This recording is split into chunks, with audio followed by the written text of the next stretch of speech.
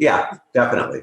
I don't want to go virtual background. This has got to be an authentic undertaking here. Oh, come on. Well, Jim, what is your background exactly? Where is that? Uh, I don't know what it's called. It's just something that I found, and I liked it because it looked very comfortable and cozy. And oftentimes people say, "Wow, what a great place you have." So, I'll go with it. It looks like a cabin in the mountains, so you did a good job there. Well, people often will say that. I have one, but I don't have fast enough internet service to be able to be up there and do these meetings. See, I'm a little disappointed because I was hoping it was your cabin, and then you and I were going to become fast friends.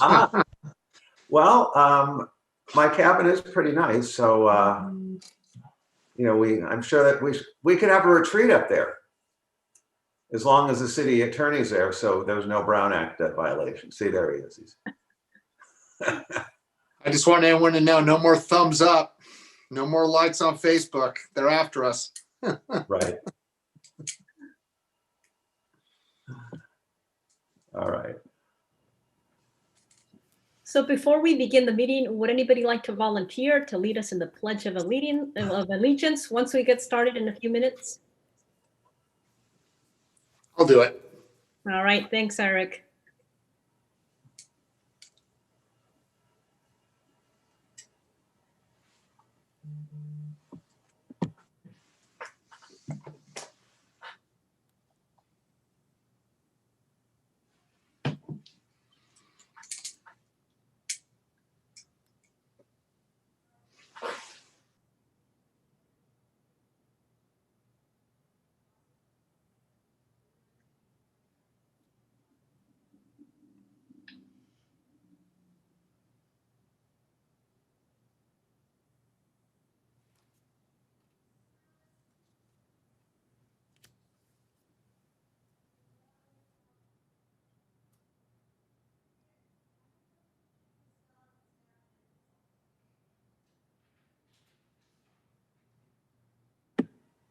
Eric, is your interview tomorrow? It's a public interview? Yes, at 2:00. It's funny. I'm going to be speaking as chair of VRSD tomorrow for item number 42, and your item is number 43. So we will. Jim, don't speak too long. I won't. My comments will be very brief. If you're so inclined, you can just kind of stay on the line and just kind of zoom in on Nasarenko's behalf. You let me know. Well, I think anyone could, right? Yeah, but you have to sign up by today. Yeah. Oh, right. Yeah. I'm signed up. I know. No. I'm excited. It's a great opportunity. Yeah, absolutely. It'll be fun to see.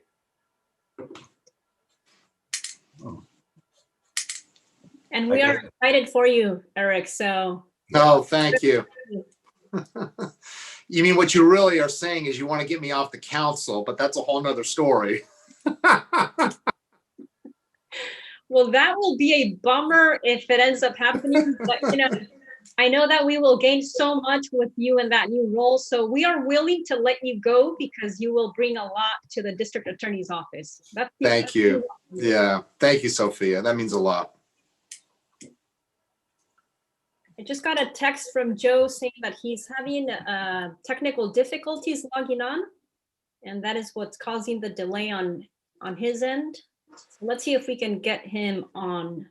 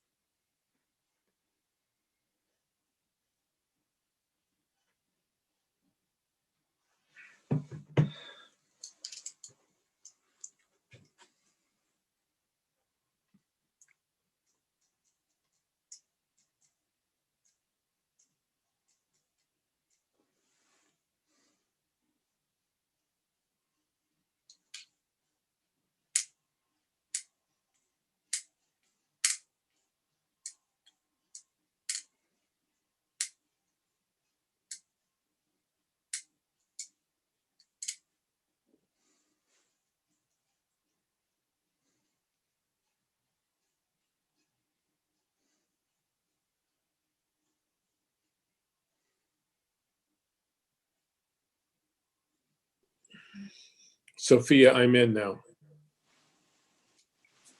All right, great. So it seems like we have all of our council members in. So we will go ahead and start our regular meeting of the Ventura City Council, our regular meeting of January the 25th, 2021. So we will call to order this meeting at 6:06 p.m. And now we will do roll call, please. Councilmember Nasarenko, Here. Councilmember Brown, Here. Councilmember Johnson, Here. Councilmember Halter, Here. Councilmember Freeman, Here. Deputy Mayor Schrader, Here. Mayor Rubacava. Here. All right, wonderful. Thank you. So now we will move on to the Pledge of Allegiance, and we will have Councilmember Nazarenko lead us in the pledge. Thank you, Mayor. Will you please join me in the Pledge of Allegiance by placing your hand over your heart? I pledge allegiance to the flag of the United States of America and to the republic for which it stands, one nation, under God, indivisible, with liberty, justice for all. Thank you, Councilmember Nazarenko. We have an announcement. The consent agenda item 9B assignment list has been revised and posted online. Consent agenda item 9J was pulled due to a bid protest. So no council action will be taken on 9J tonight. All right, so now we have closed session report. City Attorney Diaz. Yes, Madam Mayor, members of the council. The City Council met in closed session both this evening and on Saturday, the 23rd. For the items that were listed on both of those agendas, there is no reportable action at this time on either from either closed session. All right, thank you, Mr. Diaz. Now we have council communications. Any council comments or communications? Councilmember Johnson, followed by Councilmember Brown. Thank you, Mayor. You know, when we first met in December, I asked that we close our meeting in remembrance of the 28 people that had died of COVID-19 in 9 months. And then 4 weeks later, we had another meeting, and I asked that we adjourn that meeting in memory of the 26 people that had died in the past 4 weeks. And tonight, I am heartbroken to ask that we adjourn tonight in the memory of the 27 people that have died in the past 14 days in the city of Ventura. Thank you. Thank you, Councilmember Johnson. We will definitely do that this evening. Councilmember Brown? I just wanted to announce my appointment to the Regional Council of SCAG, the Southern California Association of Governments. And I will be happy to report back to all of you the things that I learned while I'm sitting on that council. Thank you. Thank you, Councilmember Brown. Any other comments from council members? If not, we will move on to the next item, which is City Manager Communications. Thank you, Madam Mayor. Can you hear me okay? Yes. Okay. Good evening, Mayor, members of the council. I've got about 6 items I want to share with the council tonight, if you'll be patient. And I actually have a brief presentation just to cue us along. Antoinette. And just so you know, Antoinette, I can't see the slides right now, so I'm going off my own slide deck. So first and foremost, the council obviously is very aware of the fact that we had a rather significant wind event from this past Monday last Monday through midweek Wednesday. Very significant for the city. The city took a lot of hits. Our staff worked valiantly across the board in all areas. You know, a city like ours, we have big mature trees, and those trees take a licking during a windstorm like this. We had over 300 downed or reported downed trees and or branches down in the roadway.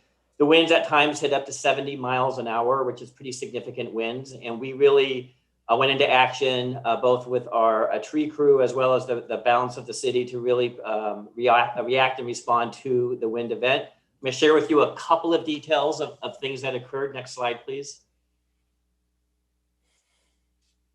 Our Parks and Recs, as I said earlier, we had reported 300 calls of downed trees. Public Works, we had many signs damaged. We had traffic signals damaged, as well as 2 overhead signal replacements that had to be conducted at Victoria and Olivas Park, as well as Victoria and Telegraph.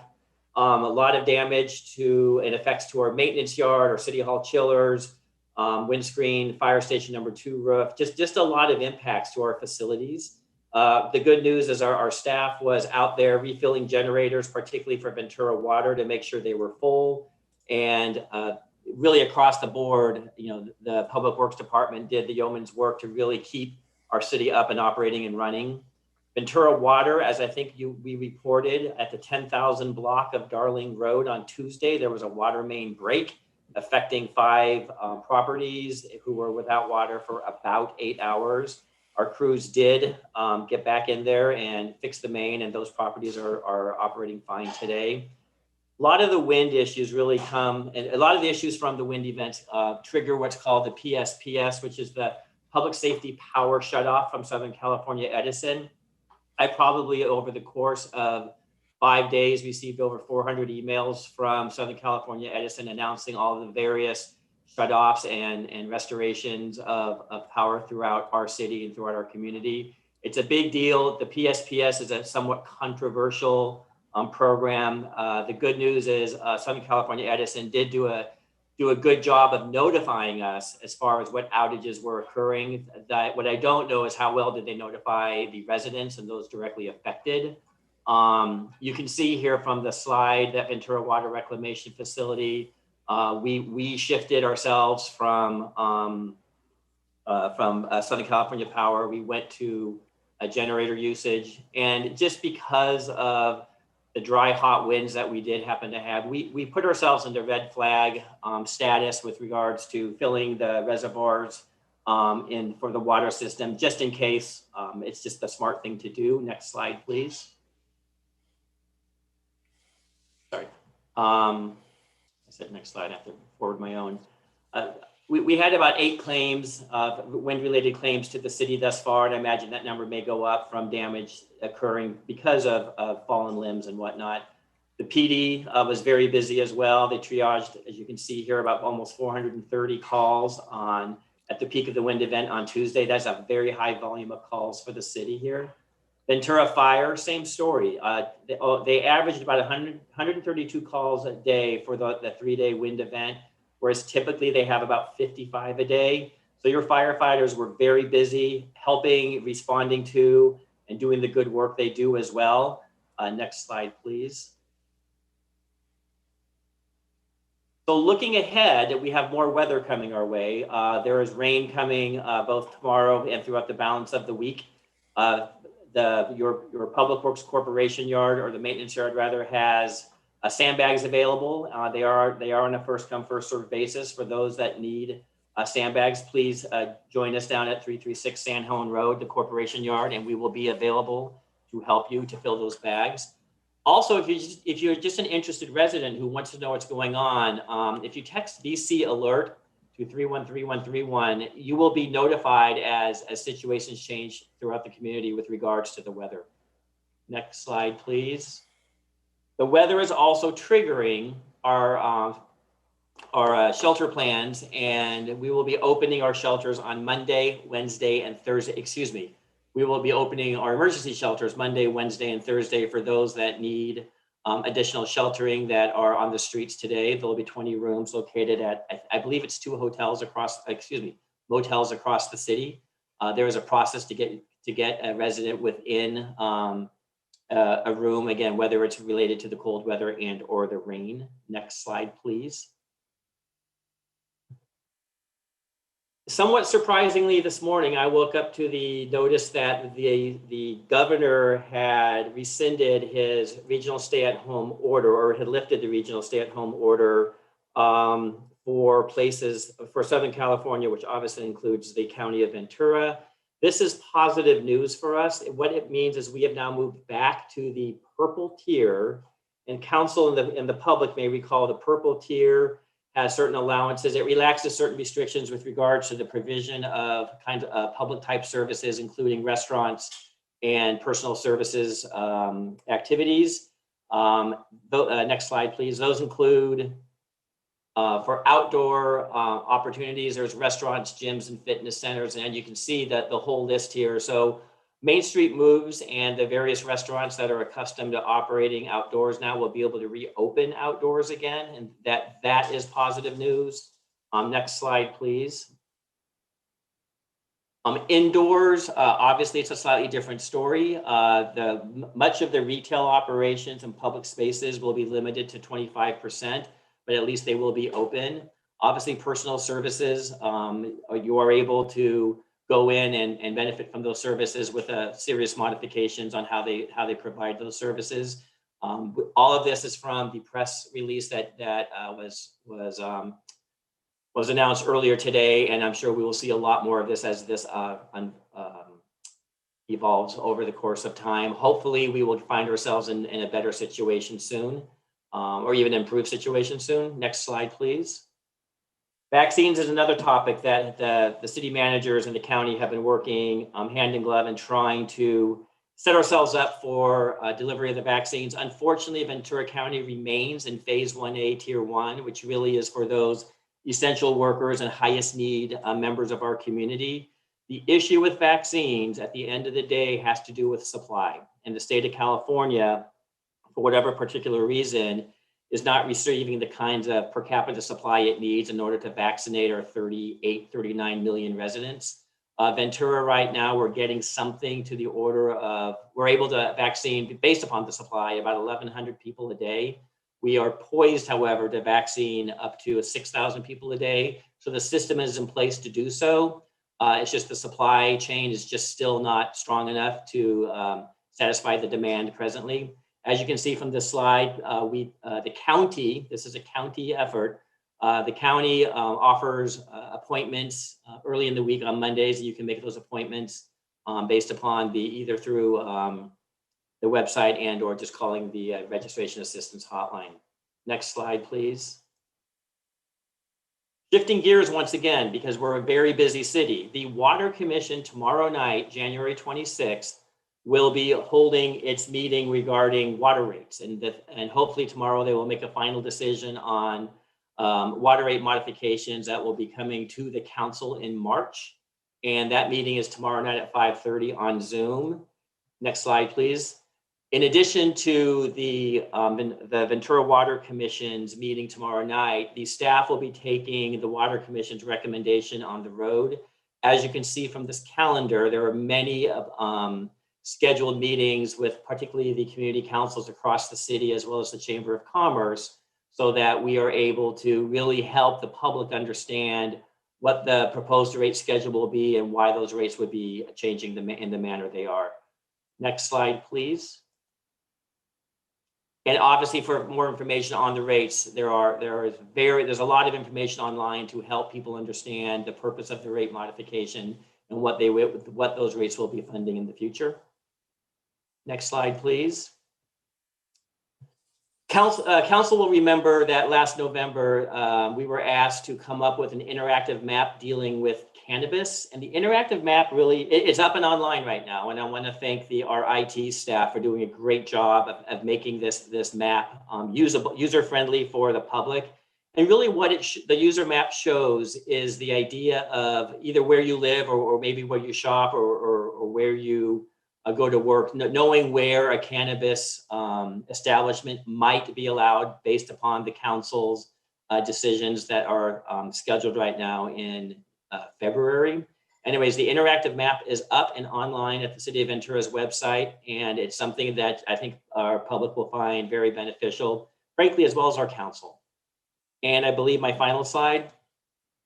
Yes, thank you. One last reminder to the council. You do have a special meeting scheduled February 1st, a week from tonight, to handle some of the work we were unable to get through on the January 11th meeting. The two items you have, in addition to a closed session item, the two public items you have are the update on the matrix report and a conversation with regards to the streamlining ordinance. So Mayor and members of the council, those are my comments. Happy to answer any questions you might have. Thank you, City Manager McIntyre. Councilmember Johnson? Thank you, Mayor. So if I'm understanding correctly, based on your wind report, we didn't really have any injuries. Is that correct? Not reported to me. We did not have injuries. I don't know if the police chief or the fire chief has any firsthand knowledge of injuries as a result of the windstorm. I do know we had a drowning off Marina Park a week ago Saturday, but and I don't know if that's per se wind related, but we did have a drowning, unfortunately. Chief Andaya or Chief Schindler, are you there? Okay, I will. Bye. Thanks.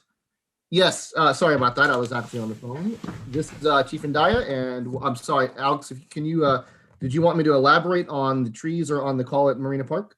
No, just basically, I think Councilmember Johnson's asking, did we have any additional injuries as a result of the windstorm last week?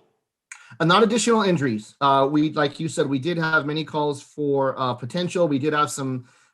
We had three trees actually fall on an individual getting onto the freeway, as you can believe that, as he was moving on the on-ramp, and he did suffer some injuries. None were life-threatening. So we didn't, not to my knowledge, we didn't have any life-threatening injuries. Luckily, we respond to a few here and there, but luckily, as I said, none were life-threatening, and were able to be mitigated with our response and transport to the local hospital.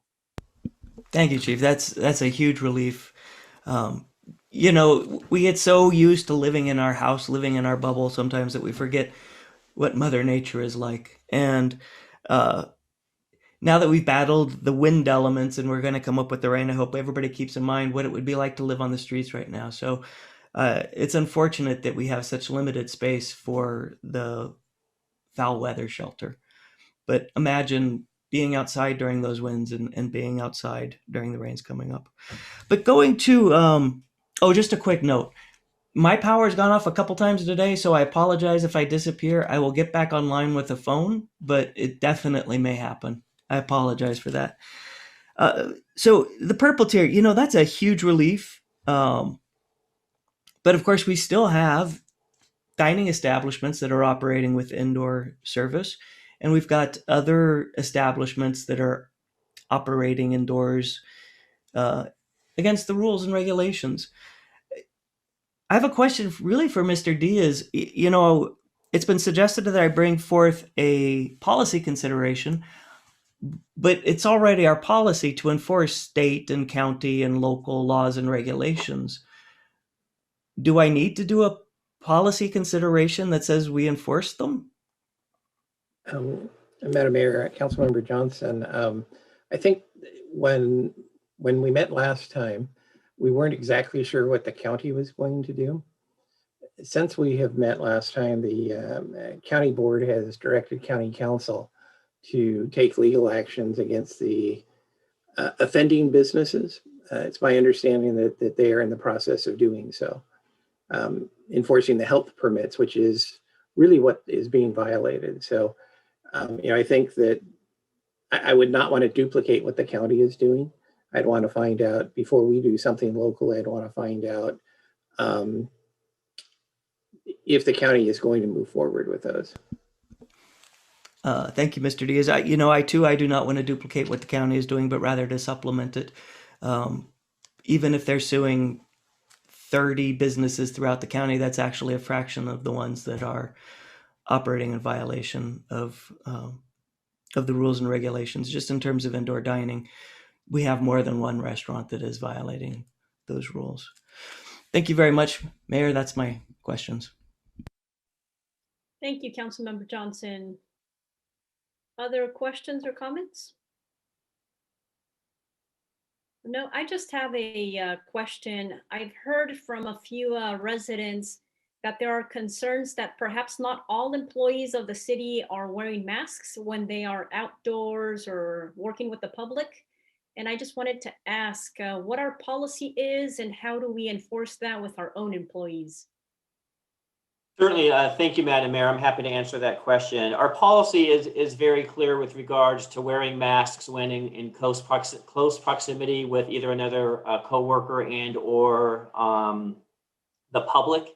And failure to do so is something which can be disciplined. The hope is People are simply forgetting, and just the reminder to put them back on is something we do.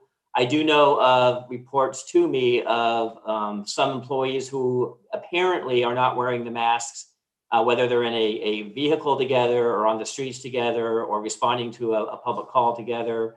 Those we follow up on when we have the specific details to follow up. We do a lot of educating on a daily basis to our workforce with regards to the social protocols that they need to exercise. This is something we can step up again and really remind the workforce of their responsibility for themselves, their coworkers, and frankly, as leaders in our organization, to the community. Showing that we will do it, we expect everyone else to do it as well. Okay, that's good. If members of the public have information to share, how should they go about sharing that? I would suggest two ways. We do have a hotline, a COVID hotline, that I will ask somebody to remind me what the number is while I'm talking. In addition, they can certainly just email or call my office and share the information or report the information. What is very, very important are the specifics, is the specificity, the where, the who, and the when, because otherwise you say, I saw a firefighter or a police officer, we have too many firefighters and police officers to know who they are and where they might be.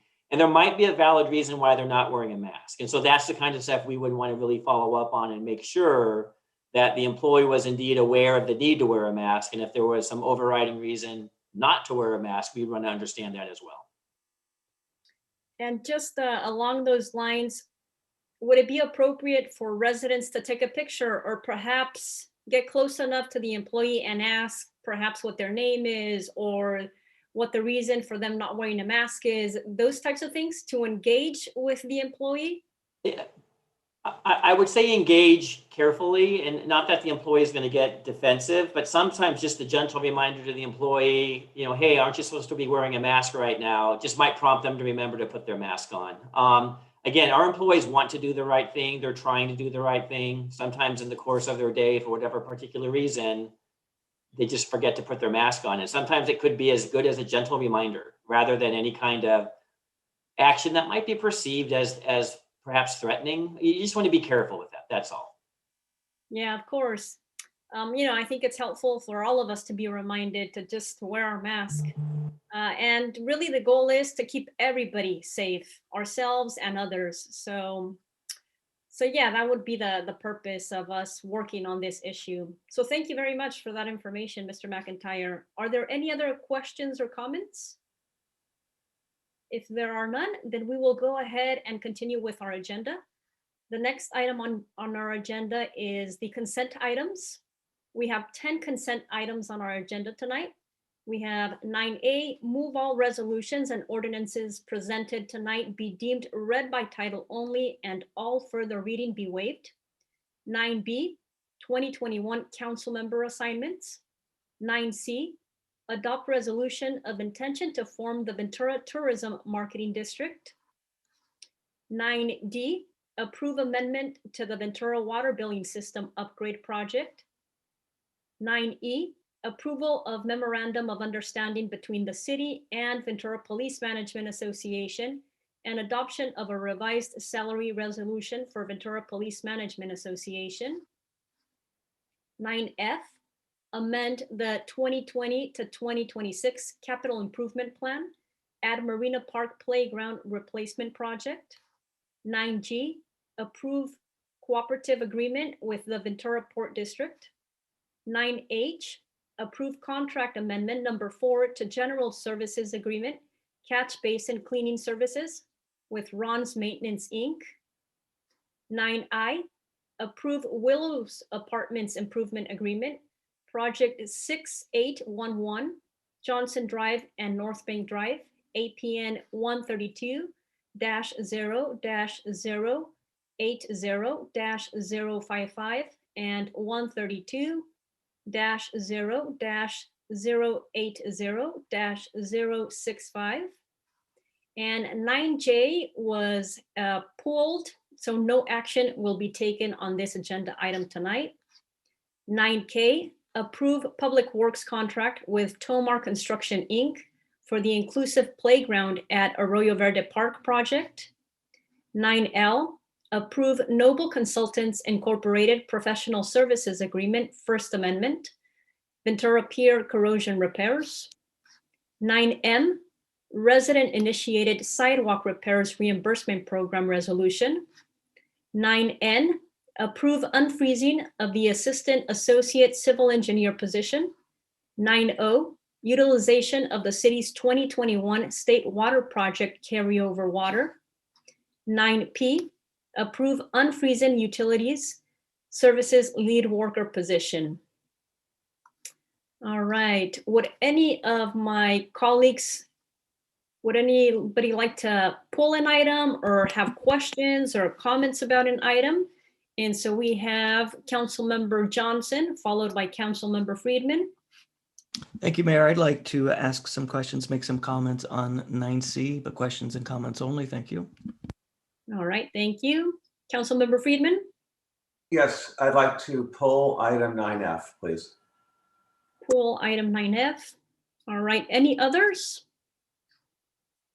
Okay, so let's go ahead and take the questions and comments by Councilmember Johnson on item 9C. Thank you, Mayor. I believe we have Ms. Busa and Ms. Oster. Is that correct on the line? Correct, Mr. Johnson. Joining us tonight, Estelle Busa, Economic Development Manager, Executive Director of Visit Ventura, Marlis Oster, and Gina Reed from Civitas Consulting Group. Thank you very much. You know, this is kind of a serious item just to show up on the consent calendar, sort of out of the blue. It really hasn't been discussed by council or at the Economic Development Committee level. And so I do have questions. I've done a fair amount of homework since the agenda was posted. Given the time constraints, I was able to speak with Ms. Oster of the Visitors Convention Bureau. I've spoken to Victor Dollar of the Ventura County Lodging Association. I spoke with Dave Armstrong with Downtown Ventura Partners. And so I feel like I have a pretty good handle on this. But my question maybe for Ms. Busa or Ms. Oster, why is the rush on this? It's, you know, normally getting a TMD up and running takes some time, and this is probably going to set a record in California for getting one going. Why are we pushing it through so quickly? Thank you for your question, Councilmember Johnson. I will allow Marlis Oster and Gina Reed to talk a little bit in detail around their process and what they have been involved in and the timeline proposed by the hoteliers to the city. Thank you. Thanks. Thank you. You're mic'd, right? I am. Can you hear me okay? Yes. Awesome. So good evening. My name is Gina Reed. I am a consultant with the firm Civitas. So we help destinations all over, not only California, but even outside of California now form all types of business improvement districts. So I'm happy to take this one. And then Marlis, if I miss anything, feel free to add on. So yes, I'm so glad to hear you did your homework. These districts, you know, it's not just like a snap of the finger. There is a very thorough process that takes place to form a tourism marketing district. So this is something that we've actually been working with the hoteliers on for quite a few months now. And even before bringing us on as a consultant, I'm sure Marlis has had many conversations with her organization and her board and stakeholders about, you know, whether they pursue the formation of a tourism marketing district. So we've been working with the hotels and the stakeholders for a few months now. We had initial conversations with the city back in December. So we're now at the phase in the process where we do bring it to council. So although it may look like, you know, this is the first time you guys are seeing this item, we've been sort of working behind the scenes, doing outreach, drafting all the necessary documents in order for this to happen. And it's, you know, not gonna, the collection doesn't start until May. So there's, you know, still some time. So in our opinion, it's not so quick of a process. We've definitely been doing our homework, but I can see how that might look. Did that answer your question, or Marlis, anything to add? Councilmember Johnson, yes. First of all, thank you for calling and seeking advice from our partners here with Downtown and Victor Dollar. But yes, Gina covered it. I would also add that initially the hoteliers, Civitas, and our board discussed a date of starting in 2022, but that was back when we thought COVID would be over by fall. And so as we moved further and further into the phase that we're in now, seeing the stress that the city is under with budgetary constraints, and knowing that tourism is a way that we can build recovery, we decided to see if we could expedite the matter and bring it so that we could begin at the beginning of the new fiscal year. Additionally, I would add that we did have a little bit more of an aggressive timeline, and when we met with Estelle and the city staff, we had to push it back a little bit more. Our intent was to begin the process for April 1st, to give it time to be funded so that we could not have any gaps for the new fiscal year, but we have adjusted and given more time at the city leadership and staff's request. So I hope that addressed your questions. No, oh, I've got more questions. Okay. I hope you understand my concern simply because even with overwhelming support, there are, I'm assuming, some properties that are opposed to doing this. And has anybody reached out to them? Estelle, did you want to take this? And I can help also if you'd like. Yes, Councilmember Johnson, we do have 2 hoteliers that have opposed the assessment. I spoke to one of the owners of Waypoint, and they currently have a marketing team that is in place under their business model, and did not feel the assessment would benefit them at this time. And I believe Marlis be able to share some additional feedback that she received from Ventura RV Park.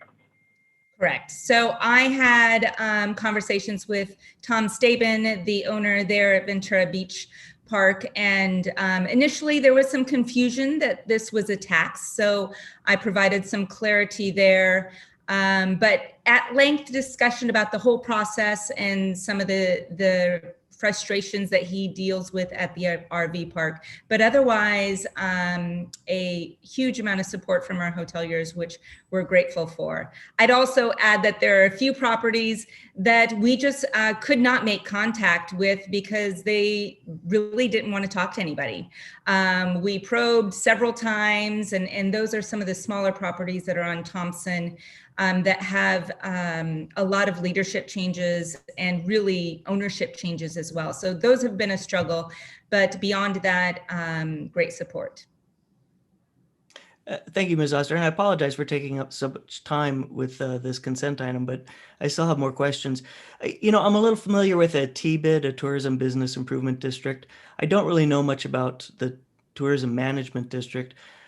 I don't really understand the difference between them. My question really would be, why go with a tourism management district instead of a TBID?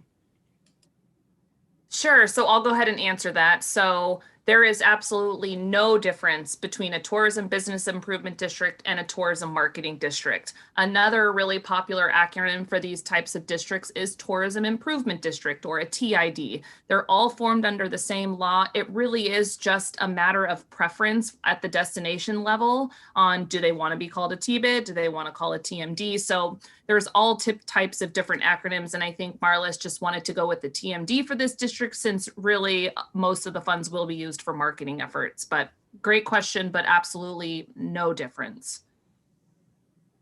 Thank you. Thank you so much for answering all my questions. You know, there are a couple important points here. I'm glad to see that the Ventura Visitors and Convention Bureau is going to be managing it. And I trust and respect Ms. Busa and Ms. Oster because I've known them for years.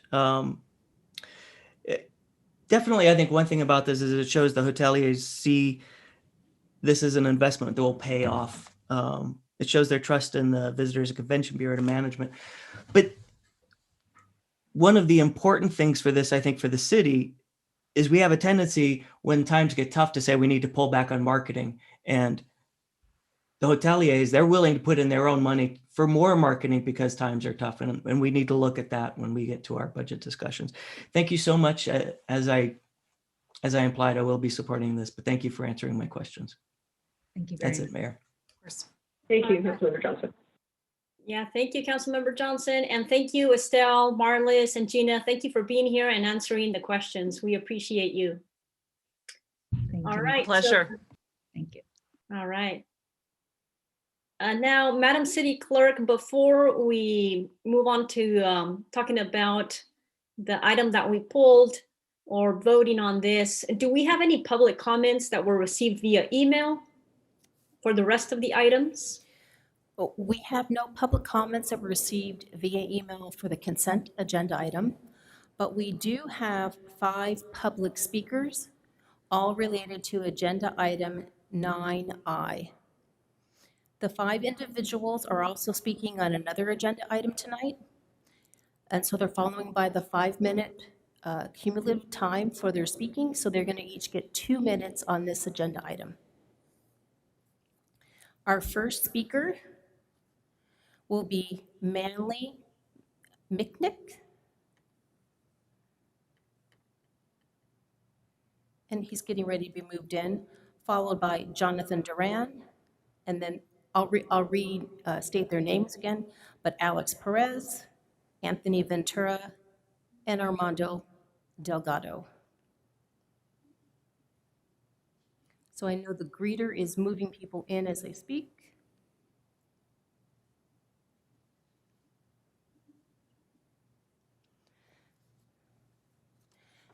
Manley, you will be our first speaker for this evening. You can unmute yourself. Alrighty, ready to start, or? Yes. Just wanted to speak in favor of this good project tonight. The Willow seems to be a very well thought out project for the area, and it seems like it should be bringing some very good paying jobs into local skilled and trained workers in the area. Projects like this don't come up every day. Too often we'll have good paying jobs go out of the area. And again, I'm going to cut my time short here. This one, keep good paying jobs local. Let's be good to see this project go forward. Thank you. Thank you, Manny. Our next speaker will be Jonathan Duran. Jonathan, you can unmute yourself. And for all of our public speakers, you do have the option to turn on your cameras when you join our room. Jonathan? Hello, council members. Again, like my previous speaker said, I'm in favor of this project. My name is Jonathan Duran. I'm a representative with the Southwest Regional Council of Carpenters here in Ventura County. I'm a 3rd-generation carpenter, so born and raised here in Ventura County. So for me, it's the opportunities for projects like this to come through, to see it. It's going to be good for us. It's going to be also good for Ventura City because the Unified School District, Ventura Unified School District is deciding to use our curriculum, Career Connections, to be able to transfer the students from high school into real jobs out in the field. So again, I'll just keep my comments short, but I'm for this project. Thank you so much. Thank you, Mr. Duran. Our next speaker will be Alex Perez. Alex, you can unmute yourself. Good evening, everyone. I just wanted to comment as well. I'm a Ventura County resident. I've been a union carpenter for the last 18 years. I've traveled from San Luis Obispo all the way down to Irvine for work, and it's a lot of hours, long hours. But anyway, I just wanted to say I support the project, and the developer doing this project is a reputable developer, and they use skilled and trained apprentices and workforce. And it's nice to have these kinds of jobs here in our backyard where we're not having to travel far and wide on a daily basis. So just wanted to say I'm in support. That's all. Thank you, Mr. Perez. Thank you. Our next speaker will be Anthony Ventura. Anthony, you can unmute yourself. Can you hear me? Yes, we can. Good evening, City Council and Mayor. My name is Anthony Ventura. I'm a resident of the city of Ventura. I'm a union carpenter by trade. I would just like to say for the record that I support the development of this project. It's not too far from where I live, and I believe it will definitely be an improvement for our community, and it will help us with the shortage of homes in this area. Along with that, this developer has shown in past projects that they have used skilled tradesmen and women, apprentices, and this will bring good paying jobs for our community in a much time needed during this unemployment and pandemic crisis. Thank you. Thank you, Mr. Ventura. And just what a great name, by the way. Thank you, Mayor. I appreciate that. And the final speaker on this topic will be Armando Delgado. Armando, you can unmute yourself. Thank you, Madam Chair, Councilman, staff, and fellow residents. You know, we're writing to you, or we're talking to you today just to bring some attention about this project. We are in full support of it, not only myself, but the multiple members around the Ventura County area. Before you begin to understand what this contractor will do for this project, we'd like to take an opportunity to inform you about using area standards contractors that pay their employees a quality living wage, contribute to family health care and retirement funds. They carry workers' compensation, insurance, and protect their employees. The contractors going to be used on this project are area standard contractors that also provide opportunity for our local citizens, our disadvantaged residents, our women, minorities, and veterans, and anyone who wants to learn the trades through partnership with our apprenticeship programs. Some of the benefits of using these types of contractors with this project is that the skilled and trained workforce that is going to be developed for years to come for multiple scopes of work, not just concrete, but wood framing, drywall, and multiple other scopes of work that we cover. Non-area standard contracts gain unfair bidding advantages and knowingly misclassify workers, pay in cash off the books, engage in wage theft, and run other scams that hurt our community. These unscrupulous contractors skirt the requirements to pay workers, compensation, unemployment insurance, and multiple other ways, tax fraud, wage theft. But with the developer coming in, understanding that he wants to hire the locals, local contractor, local workforce, his reputation in the Southern California area speaks for itself. You can make certain that your upcoming project is not supporting the erosion of our area standards. It is inviting the locals to participate, exercising your influence to approve this shows how you will invest in your community. Thank you. Thank you, Mr. Delgado. All right, do we have any other comments or questions? Madam Mayor, I move approval of the consent agenda minus item 9F. I'll second that. All right, there's a motion and a second. We will now take a vote. Now is the time for City Council to vote on the consent calendar item, excluding 9F and 9J. Councilmember Nasarenko.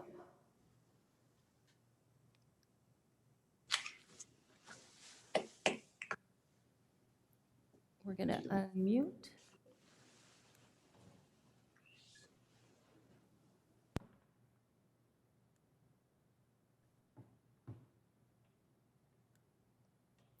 I see that Councilmember Nasarenko is an attendee. I've sent him a request to unmute so that he could vote. We'll go on to the next and we'll come back. Councilmember Brown? Yes. Councilmember Johnson? Yes. Councilmember Halter? Yes. Councilmember Friedman? Yes. Deputy Mayor Schrader? Yes. Mayor Rubalcaba? Yes. We'll try one last time. Councilmember Nasarenko? I have no response, no vote for Councilmember Nasarenko. The motion carries 6 yeses and 1 abstain. All right, thank you, Madam City Clerk. And now we move on to item 9F. Councilmember Friedman? Thank you, Madam Mayor. I just, and this would be for either Nancy or Phil.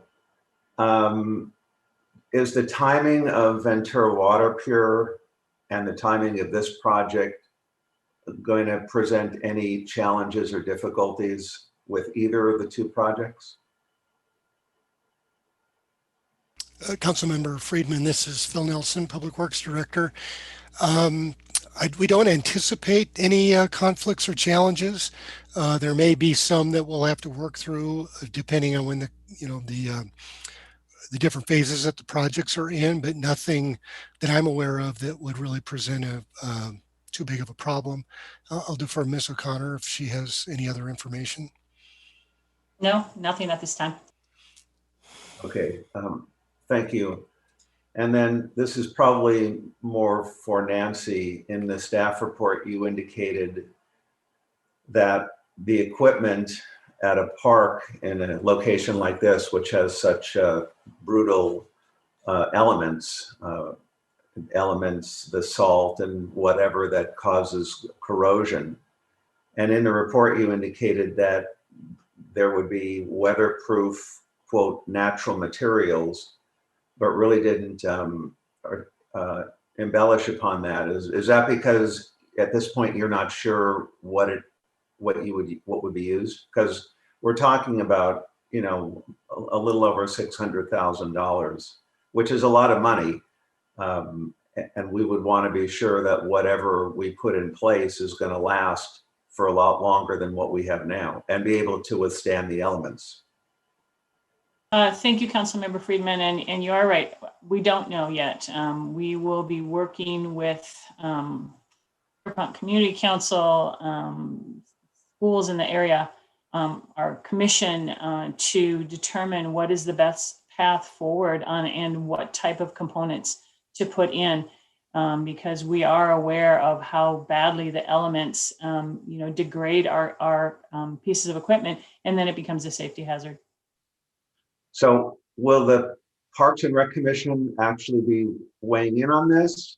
Because I know that normally what any of the commissions weigh in on is usually initiated by the city council, not initiated by them to then come to the city council.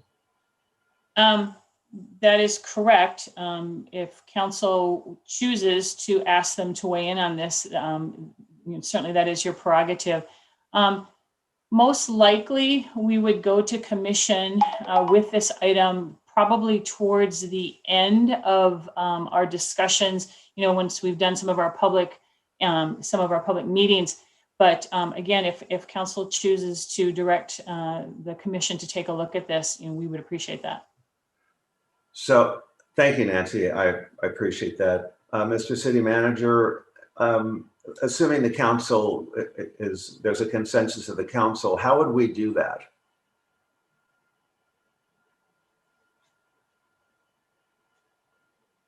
I guess, Nancy, I'm not sure with regards to, you're talking about putting the idea in front of the in front of the Parks and Rec Commission? Right. You could just direct us. You could just direct us to do so. Formally, or with a request for policy consideration, or tonight, can we just give the thumbs up and say that's something that they should look into? I believe, and I might defer to the city attorney, but I believe you could do the informal thumbs up, ask the Parks and Rec Commission to look into it or review it. Okay. All right, great. Well, I have one thumb up. Madam Mayor, or you could include it in part of the motion on the item. Either way. Okay. Well, you know what? For me, I always try to make it the easiest.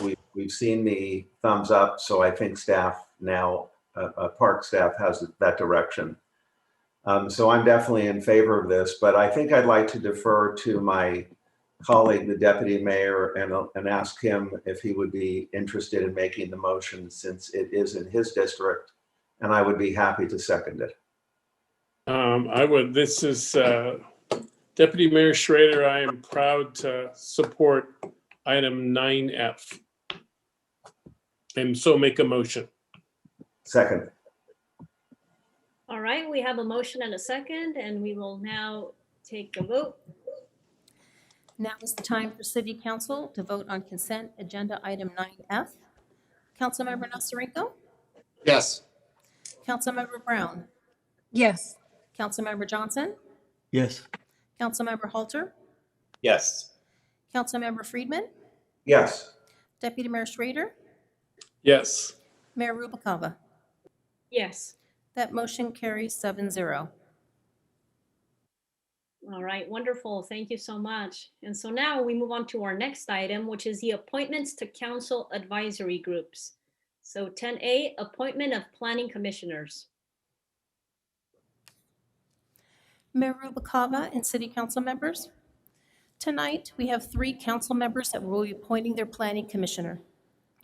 Ordinance number 2019-007 allows that each individual council member can appoint their own planning commissioner, and the planning commissioner's term of office will match the time of the actual council member that has appointed them. City Clerk's office did the recruitment for the Planning Commission.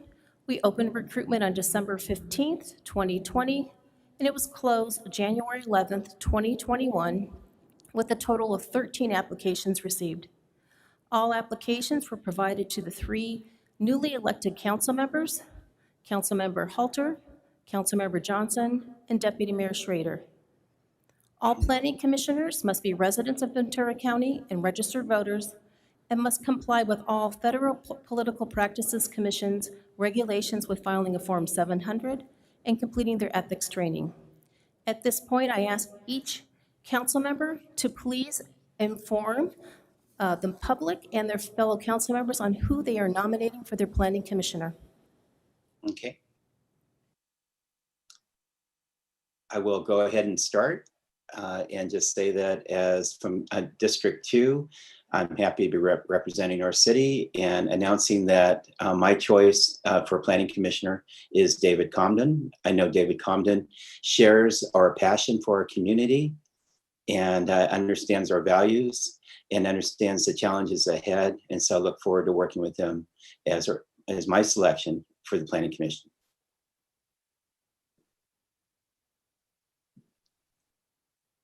Thank you, Councilmember Halter. Now we have Councilmember Johnson.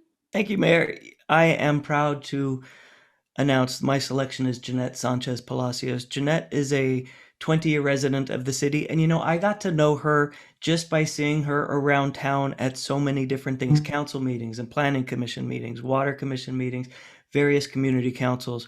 And so she and I really became partners in a lot of these things.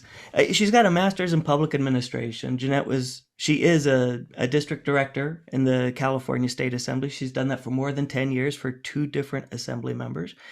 And, one of her duties has been facilitating regional partnerships. And Jeanette is very active in local nonprofits and groups advocating on issues including homelessness and veterans issues.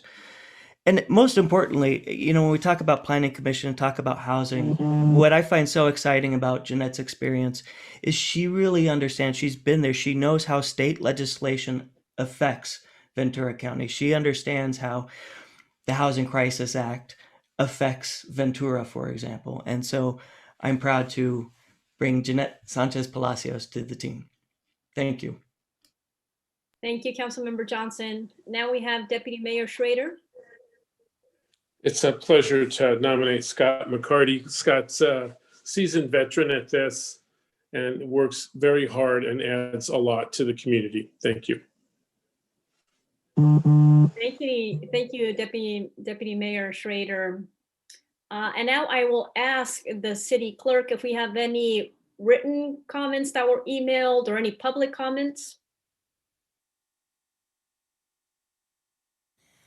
No comments were emailed, and we have no public speakers related to this agenda item. I will note that all 3 nominees are virtual attendees in our Zoom meeting. All right, thank you so much. We will now entertain a motion and a second. I'll move staff's recommendation. Second. We have a motion and a second. We will now take a vote. Now is the time for City Council to vote on Planning Commission appointments for Council Members Halter, Johnson, and Deputy Mayor Schrader. Councilmember Nasarenko? Yes. Councilmember Brown? Yes. Councilmember Johnson? Yes. Councilmember Halter? Yes. Councilmember Friedman? Yes. Deputy Mayor Schrader? Yes. Mayor Rubalcava? Yes. That motion carries 7-0. So we proudly have 3 new planning commissioners. Welcome, Mr. David Comden. Welcome, Ms. Jeanette Sanchez Palacios, and welcome, Mr. Scott McCarty. Welcome aboard. We are very thankful for your service. Let's give them a nice little round of applause. Thank you so much and welcome. We look forward to working with all of you. All right, so moving on to our next agenda item, we have item 12, which is our public hearing. Madam City Clerk, have all of the noticing requirements been met? Yes, they have, and they are on file in the city clerk's office. All right, thank you. So with that, we will move on to staff's presentation. And for the presentation, we have, the item is 12A, extension of the interim urgency ordinance for accessory dwelling units. And we have Assistant Community Development Director, Ms. Neda Zayer, Assistant City Attorney, Andy Heckland, and Peter Gilly, Community Development Director.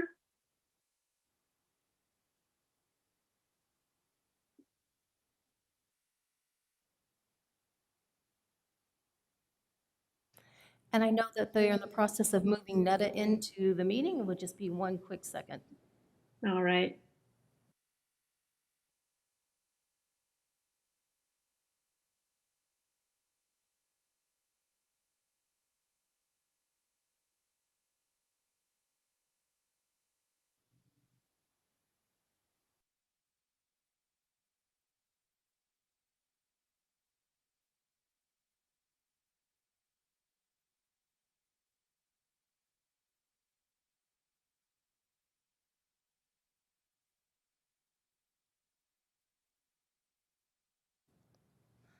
I see that Netta is now part of the meeting. So Netta, you can unmute yourself.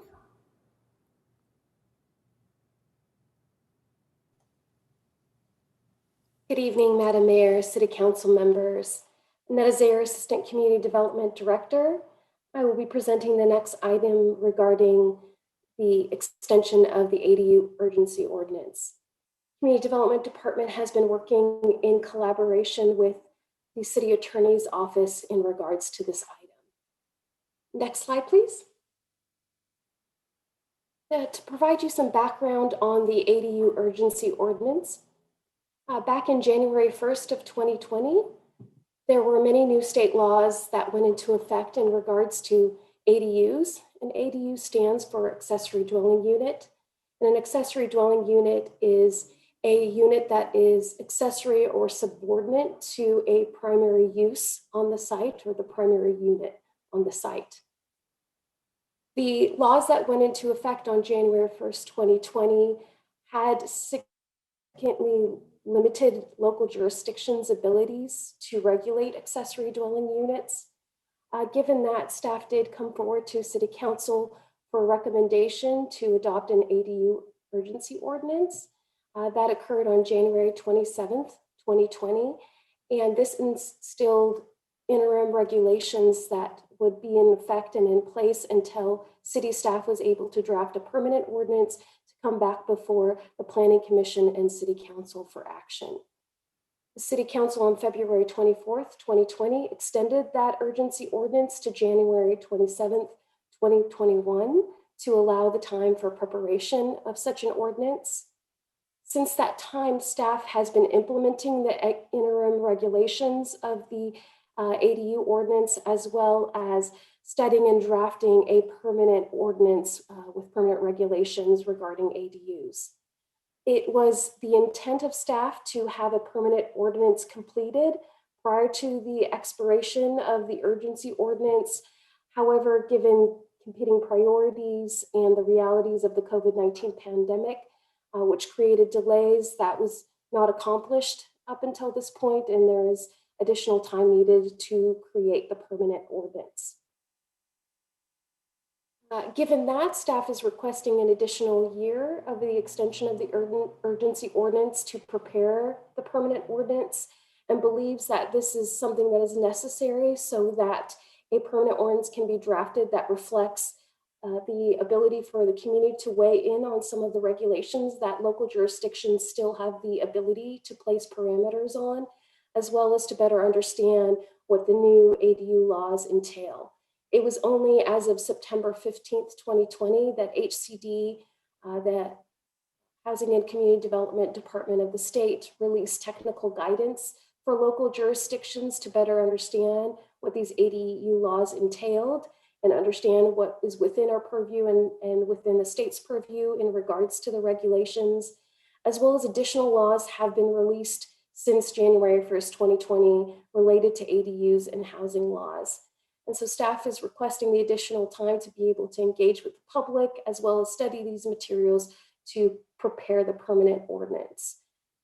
For example, some of the areas that and topics that local jurisdictions still have the ability to establish some regulations and parameters around are topics such as design standards.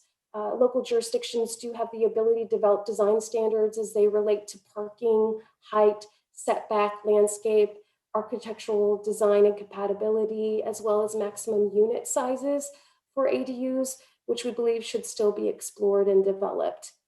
In addition, the state does also allow local communities to look at where ADUs are allowed in residential areas and examine if these residential areas should be further expanded with the addition of ADUs as it pertains to health and safety. For example, if there are areas within the community that are within high fire hazard zones or things of that nature, should expanding residential uses in those areas occur?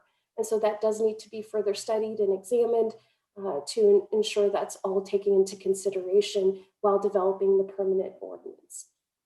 Given these things that need to still be explored and discussed with the community and then brought forward to Planning Commission and City Council for consideration and adoption. Next, please.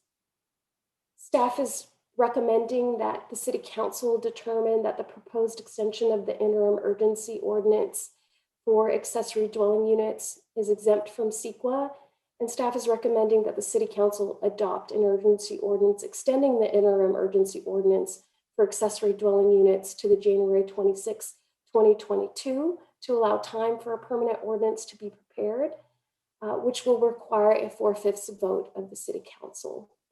That concludes staff's presentation. I'm available for any questions, as well as the City Attorney's office is available. Thank you. Thank you.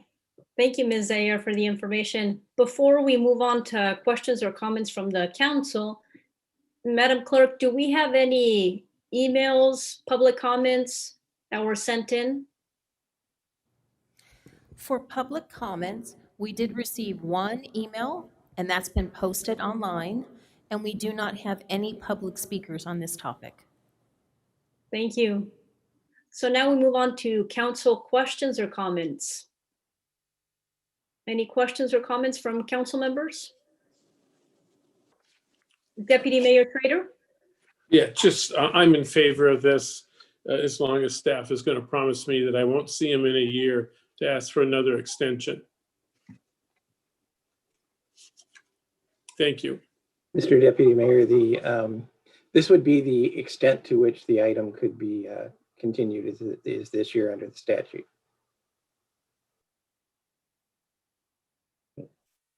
All right, Councilmember Johnson? Thank you very much. I'm curious, what exactly is the difference between an emergency ordinance and an urgency ordinance?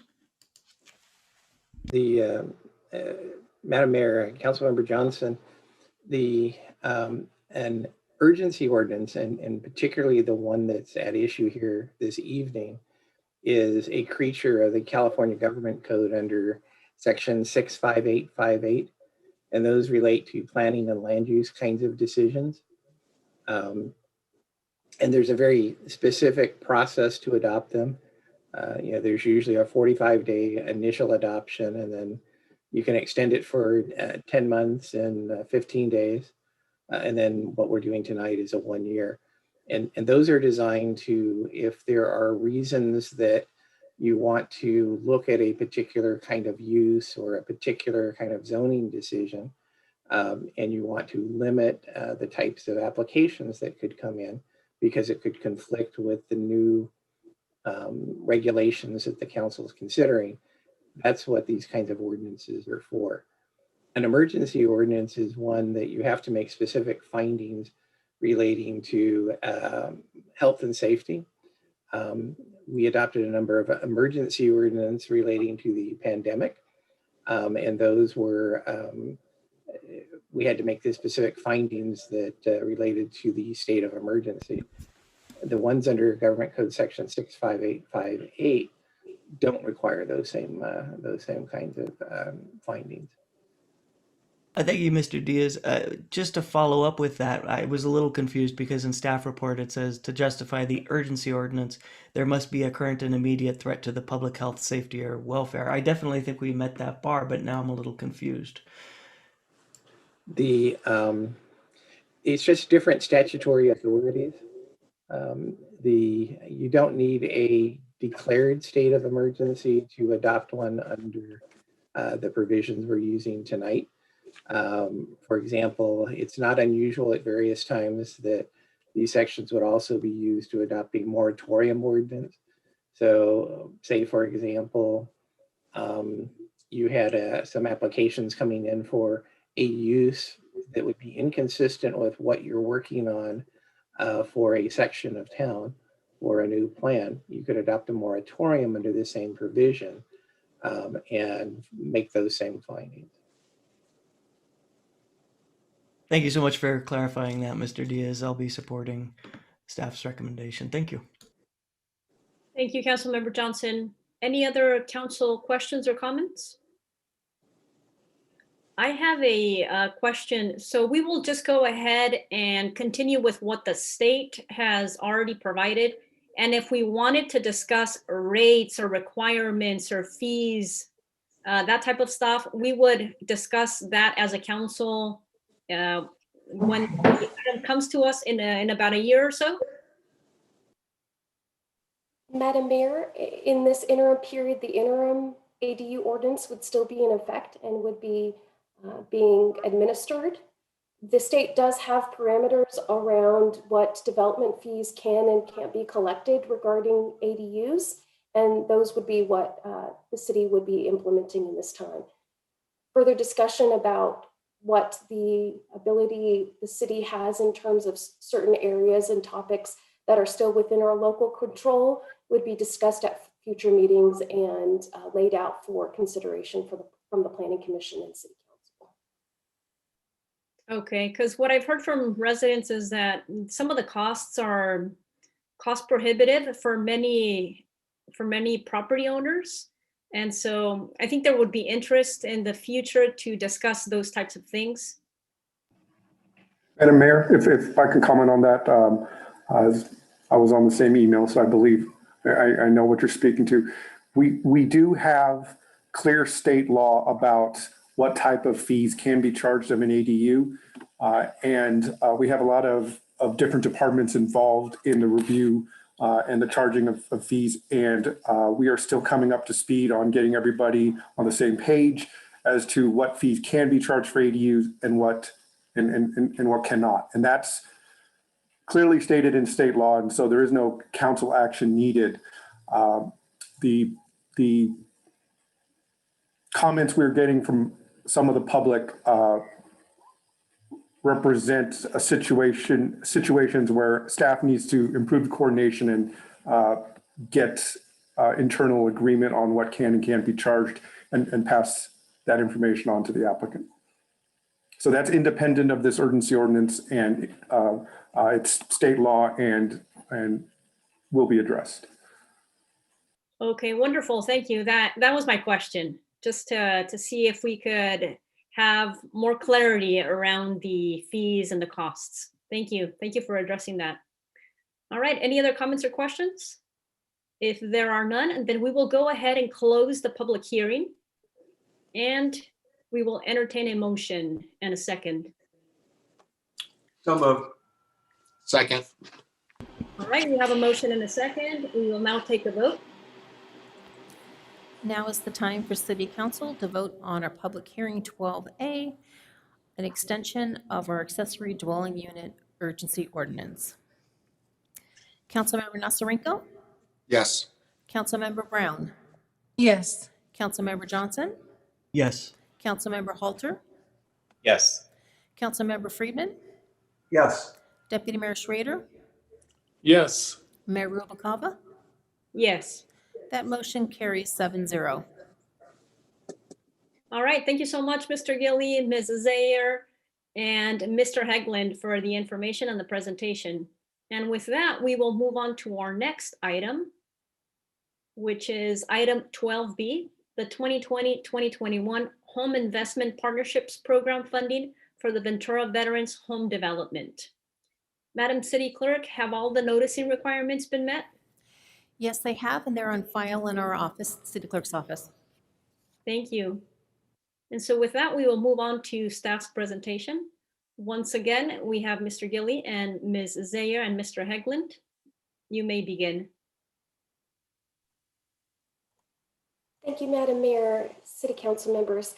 We do have Andrea Palmer with us this evening as well, and she will be doing the staff presentation regarding this item. Really?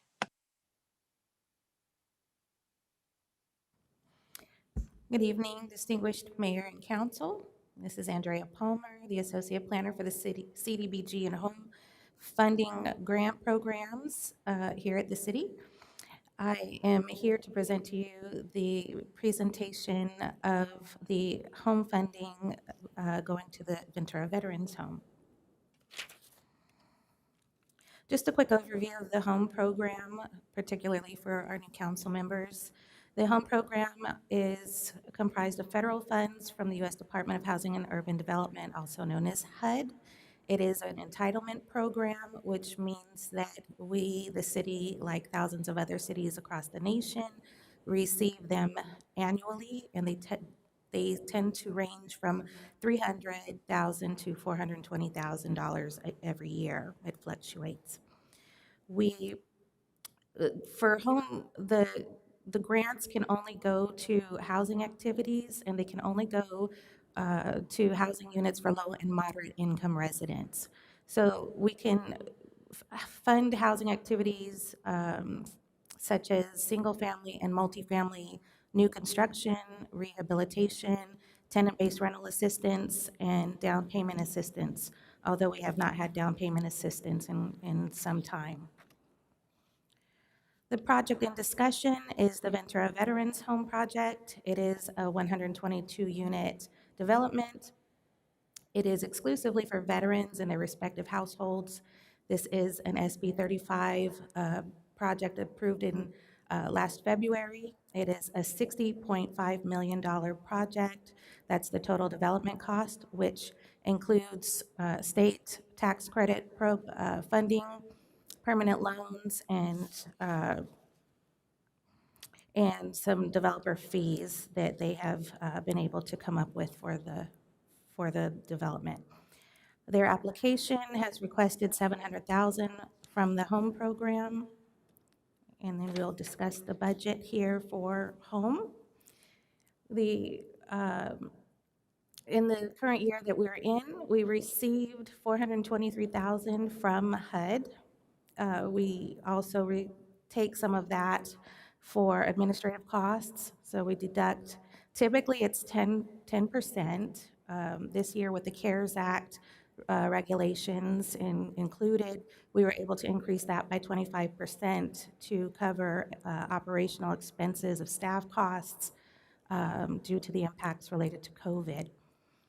This provides $317,000 for a potential project. We also have $300,000 in carryover funds and $41,000 in program income, which totals $660,000, which we are requesting you to approve tonight.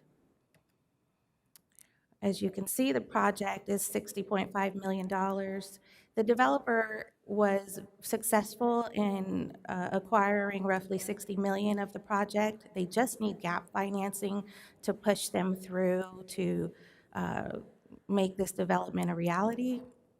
So we are looking at $645,000, which at this point is what we are able to allocate to the project. We are also asking council to consider $15,000 to make up that $660,000 for project-related costs.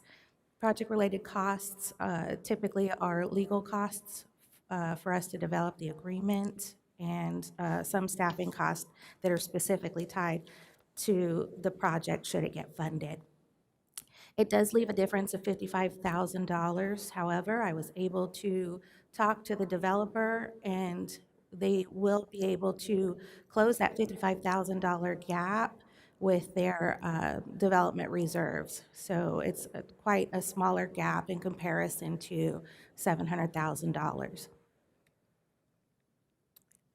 I also want to take a moment to comment that, as the city clerk had mentioned, all of the noticing requirements have been met for this project. That is the public hearing, noticing, and the federal public comment noticing. Through the CARES Act, we're allowed to publish a comment period notice no less than 5 days, and that was completed. With that being said, the staff recommends that, the staff requests that council conduct this public hearing and adopt a resolution to approve this allocation of up to $660,000 in home funding, provided that the city director may be allowed to make adjustments in the amount up to 10% should we have additional funds, such as the New Year funding, which we should be noticed about the 2021-2022 home entitlement award. It won't be ready until the summer, but we will be notified of it, or program income that may be available at that prior to development. And we also have to ensure that the project still requires any gap financing. We also ask that council approve staff to amend the 2020-2021 annual action plan to add the Ventura Veterans Home Project as a funded project. Typically, when we do those plans, we do not have a project identified under the home program. We also ask council to authorize the CD director or his designee to execute loan agreements with the home applicant. And we also ask that you authorize finance and technology to make the necessary changes to the revenues and expenditures in Fund 32, should this be approved. This concludes my presentation, and I am available for any questions that council may have. Thank you, Ms. Palmer, for the presentation. We will take public comments. Madam City Clerk, do we have public comments, whether through email or live public comments? We received no email communications, but we do have 6 public speakers on this agenda topic. They're in the process of moving the individuals into the meeting. I see a few have arrived, so let me start with the first 3 speaker names. It will be Anthony Ventura, followed by Alex Perez, followed by Scott Zimmerman. Each will have 3 minutes. Our first speaker will be Anthony Ventura, and you can unmute yourself, Anthony, and also if your camera is off, you can turn your camera on. Good evening. Can you see me and hear me? Yes, we can. Okay. Good evening, Madam Mayor and City Council. My name is Anthony Ventura. I'm a resident of the City of Ventura. I just wanted to make a comment on this project for the Veterans Apartment Units. I would hope that we don't see the same thing happen like it did in the Veterans Project that was located in the city of Oxnard. With the wage theft on the construction workers there, and I hope that the developer does their research before they select a general contractor and subs, because when we have wage theft, it hurts our community, it impacts our families, and this hurts the county in general. Thank you. Thank you, Mr. Ventura. Our next speaker will be Alex Perez. Alex, you can unmute yourself. Good evening, Madam Mayor, council members, and staff. Let's not let this project turn into another Ormond Beach Villas travesty. McCarthy Building Company has built a 4-building veteran housing complex in the city of Oxnard with the specific contractor brought in from Texas. On this project, there was about 20 workers who filed wage complaints with the State Labor Commissioner's Office specifically for wage theft and cash pay, tens of thousands of wage theft. This is also wage theft to our communities, taxpayers. The developer, Many Mansions, was also warned several times beforehand, and they decided to not accept our concerns. McCarthy Building Companies was also informed of the allegations, but decided to turn a blind eye. On this project, there were several workers who also were terminated for complaining about not being paid the correct wages, and were fired on the spot. Let's not let this happen again. Thank you, Mr. Perez. Thank you. Our next speaker will be Scott Zimmerman. Scott, you can unmute yourself. Yes, thank you, and good evening, Mayor and council members. I want to start off by saying that a healthy community requires investment in public infrastructure, facilities, and services that provide equal access to open space, recreation, clean air, healthy food, housing, and neighborhoods serving commercial uses. The plan for the entire community should be to provide for and be responsive to the needs of all, including youth, women, veterans, and disadvantaged residents. And I know we're looking at veterans here. This type of development, which is a great thing, but it looks like we're also always hijacking the veterans for projects like this, and just curious on it, making sure it's benefiting the entire community.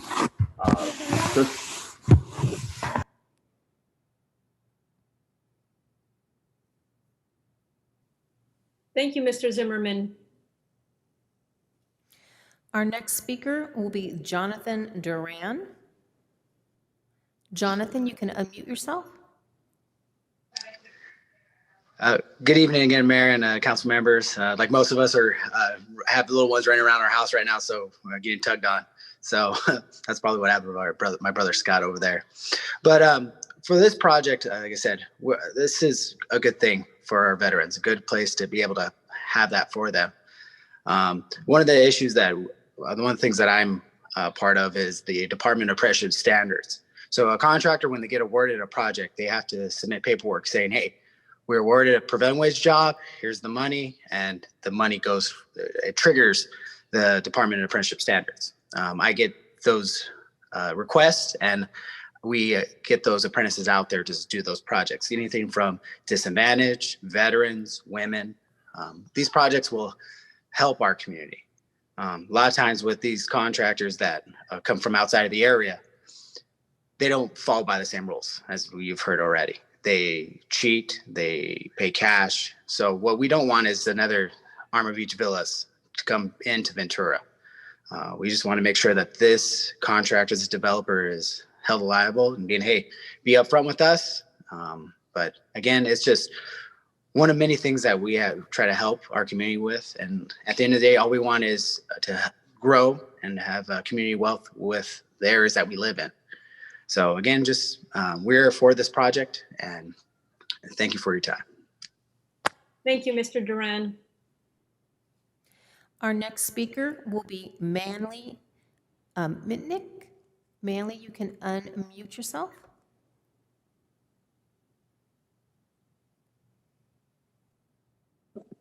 Hi, I just wanted to, like my other brothers have been saying, I'd like to see that we can get the developer to commit to using the contractors that are going to use the apprenticeship standard, so we can get skilled and trained workforces in place, and get a contractor that's going to use workers that can actually put some of these veterans to work and help them go through the skilled trained workforce and help them become help them on their way to, a really great career to where they can become self-sufficient and not looking for the government to help them out all the time. And unfortunately, so many of these contractors in the past, all they've done is just abuse the title veterans housing. They come in, they make great sums of money off these projects. The people that work, as you've been hearing, they get cheated out of their wages. There's no accountability. It's like they don't care as long as they're getting their money. And really like to see a lot of accountability going forward on these projects. Again, we're in favor of this project, but we'd really like to see it enforced that they do it with the community in mind, not their bottom line. Thank you. Thank you for your time. Have a great night. Thank you, Mr. Manley. And our last speaker on this agenda item will be Armando Delgado.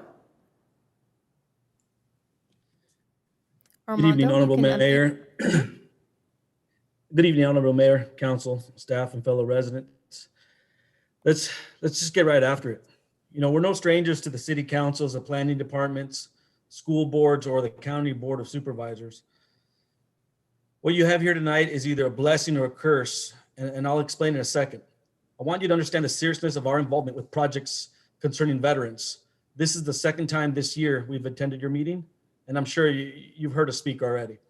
Earlier you heard us support a project on the Montalvo part of Ventura, but now we're not so sure. Too many times we have been exploited and our service to our country used in vain. I say we because I am a United States Marine. My fellow veterans are trying to do everything in their power to readjust, transition, and simply find a place in our society. Developers, contractors, and services in our area use our veterans for their patriotic cause, giving them handouts.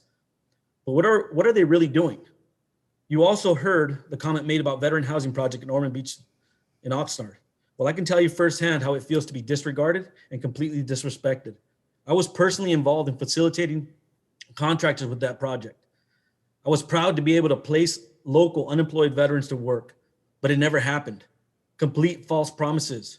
The Texas-based contractor that was brought his extreme right-to-work nonsense to our doorstep. Cash pay, tax fraud, wage theft,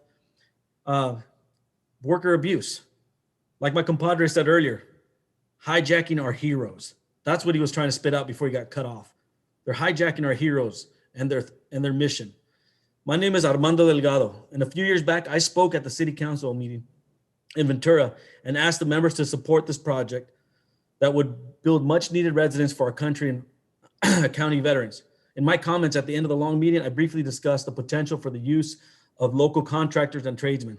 I represent 1,800 local skilled and trade professional union carpenters and their families, along with 100+ veterans working in our area that are now in our apprenticeship program. You're about to hand over just under $700,000. A community of friends received city entitlements for the Veterans Housing Project, along with U.S. vets. This means the world to me. I'm involved with many veteran groups here in the area. It's my mission to keep serving my brothers. We will hold this developer responsible for their actions. I mean, you're about to hand them a fat check. Will you get a return on your investment? We want a better and clear line of communication with the developers and the contractors, and potentially create a good working partnership and environment for our local veterans, our students, our women, everyone in Ventura County. This is not just a Ventura City job. This is Ventura County for veterans housing. Thank you. Thank you, Mr. Delgado. Mayor Rubalcaba, that concludes your public speakers. And I would like to note for the record that I did make a mistake. We did receive email communications, and those were posted online related to agenda item 12B. All right, thank you, Madam City Clerk. And now we will go on to council comments or questions. Any council comments or questions? Councilmember Halter? Yeah, I just wanted to echo a couple of things I said at our last meeting. First off, I'm excited to see this project come forward. I know there's been a lot of good people for many, many years trying to bring veteran housing to our city, to our county, and it's desperately needed. It's a big part of what our solution is to our housing problems, and for a population that gains our utmost respect. And the only thing that could make this better is if we require that there is at least use local labor first in using our apprentices, training our trades. I got to echo what we've heard from the unions, because I know that as a tradesman myself, how desperate we are for having those jobs, those opportunities to train the next tradesmen and to provide using our local labor to work on the projects here in town, so we don't have to drive outside of town for those jobs. The other thing is a question is, I'm not sure if this is prevailing wage or not. Does maybe staff knows that? Councilmember Halter, because of the funding involved and the use of SB 35 for the approval process, it will have to be prevailing wage. That's what I thought. Another good reason why using local labor first would be appropriate. And I would like to encourage the developers that get involved to do so. Thank you, Councilmember Halter. Other comments or questions? Councilmember Brown? Thank you, Ms. Mayor. I just wanted to say thank you, Ms. Palmer, for making the presentation. And I'm very excited to see this come before us with all the funding that's coming to us on behalf of the city to do this.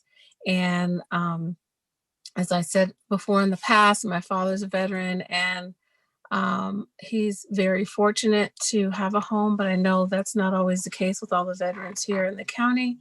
And we need more housing, as was mentioned earlier. And I just want to, if no other council members have any comments, I'd like to make the motion to approve as recommended. Okay, any other comments or questions? I have okay, Councilmember Johnson? Thank you so much. Am I muted? Am I okay? Yeah, we can hear you. Okay, thank you. I'm a little saddened that Joseph Richardson was not able to make public comments. I did read through Mr. Richardson's email, and I thought he brought up an interesting point. I was hoping staff could provide some clarification on this.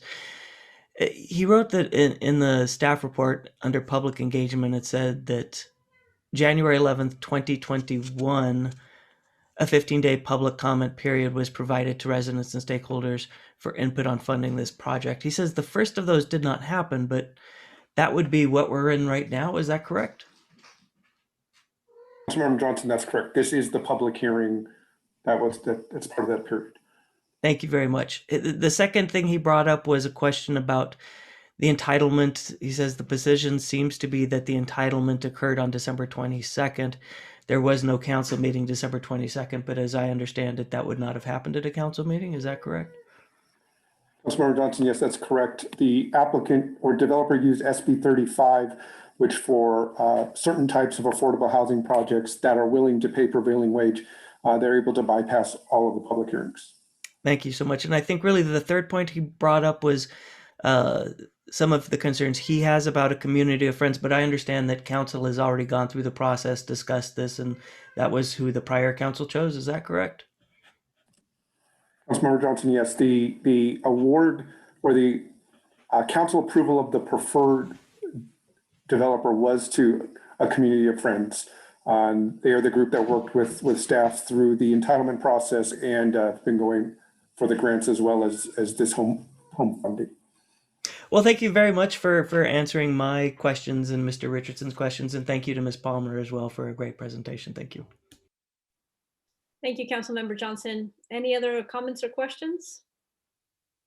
I have a question. Could the city council or the city of Ventura require the developer to use local labor? Peter, if I may respond to that.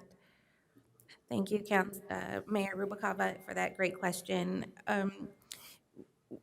When we have public infrastructure projects and there's no federal funds in it, I believe there's a local preference ability that they use. They have a 5% deduction if that's still in effect. When it comes to the federal programs, it's a little more complicated.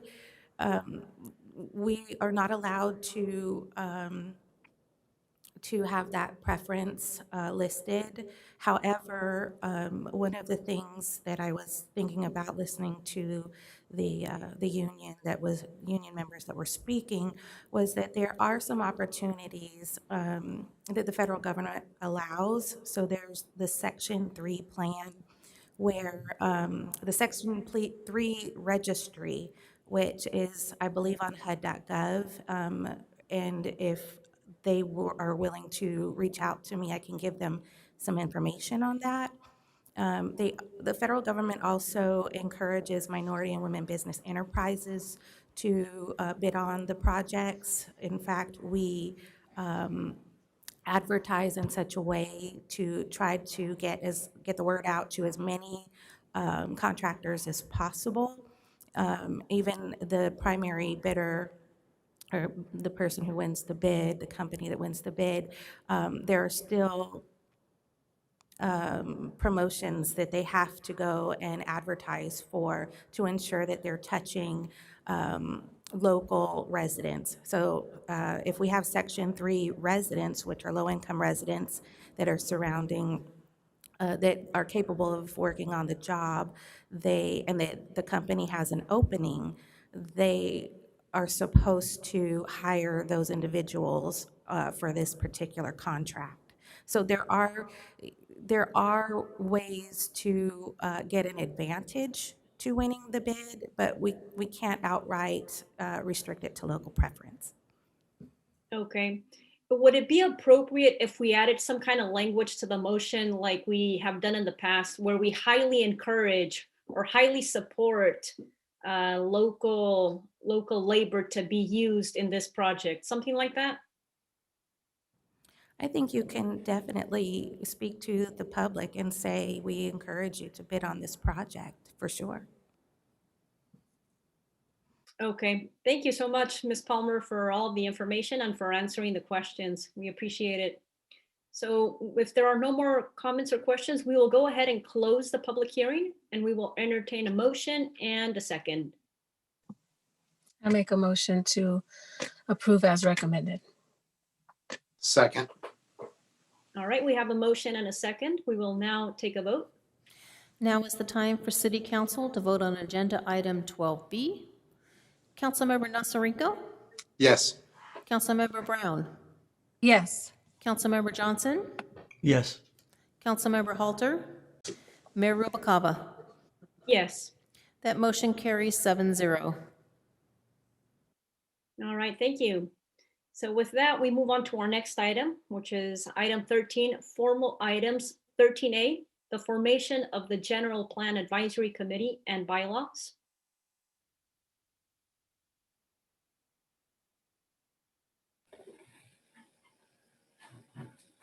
Thank you, Madam Mayor and members of the council.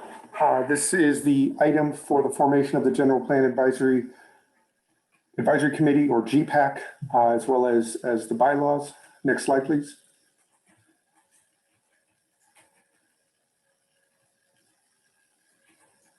Next slide, please.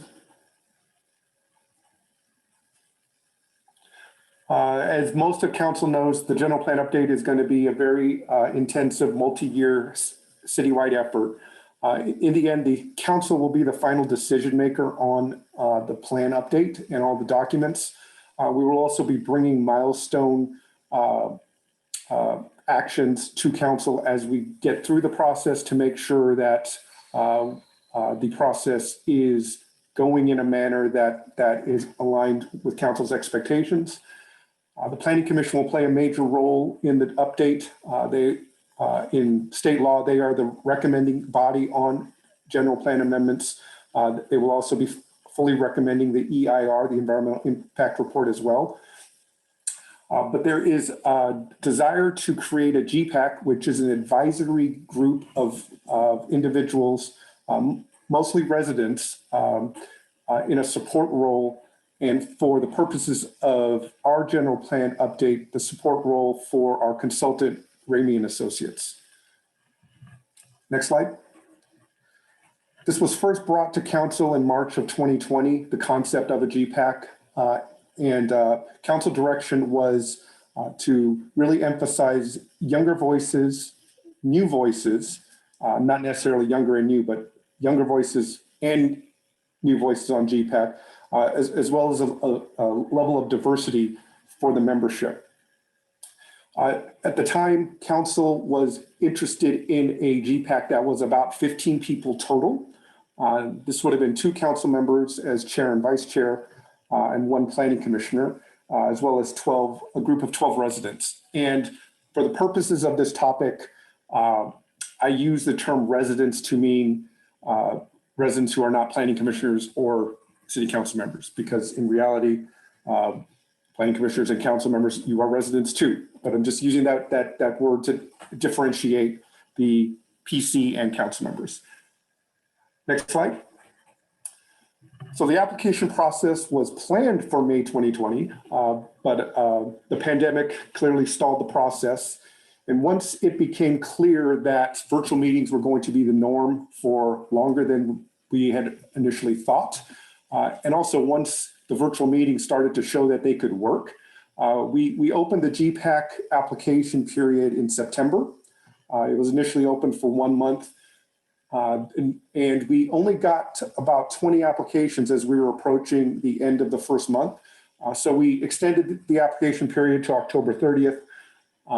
And in conjunction with a lot of outreach by our communications team, as well as local media like the Ventura Breeze, we were able to get a total of 59 applications. Next slide. So as noted, we had 59 applications and all were offered a virtual interview in the month of December.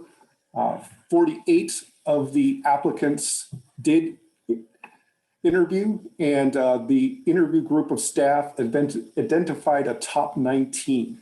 Not because we were looking for 19, but as we interviewed the 48 candidates, there was clarity of a top 19. Next slide.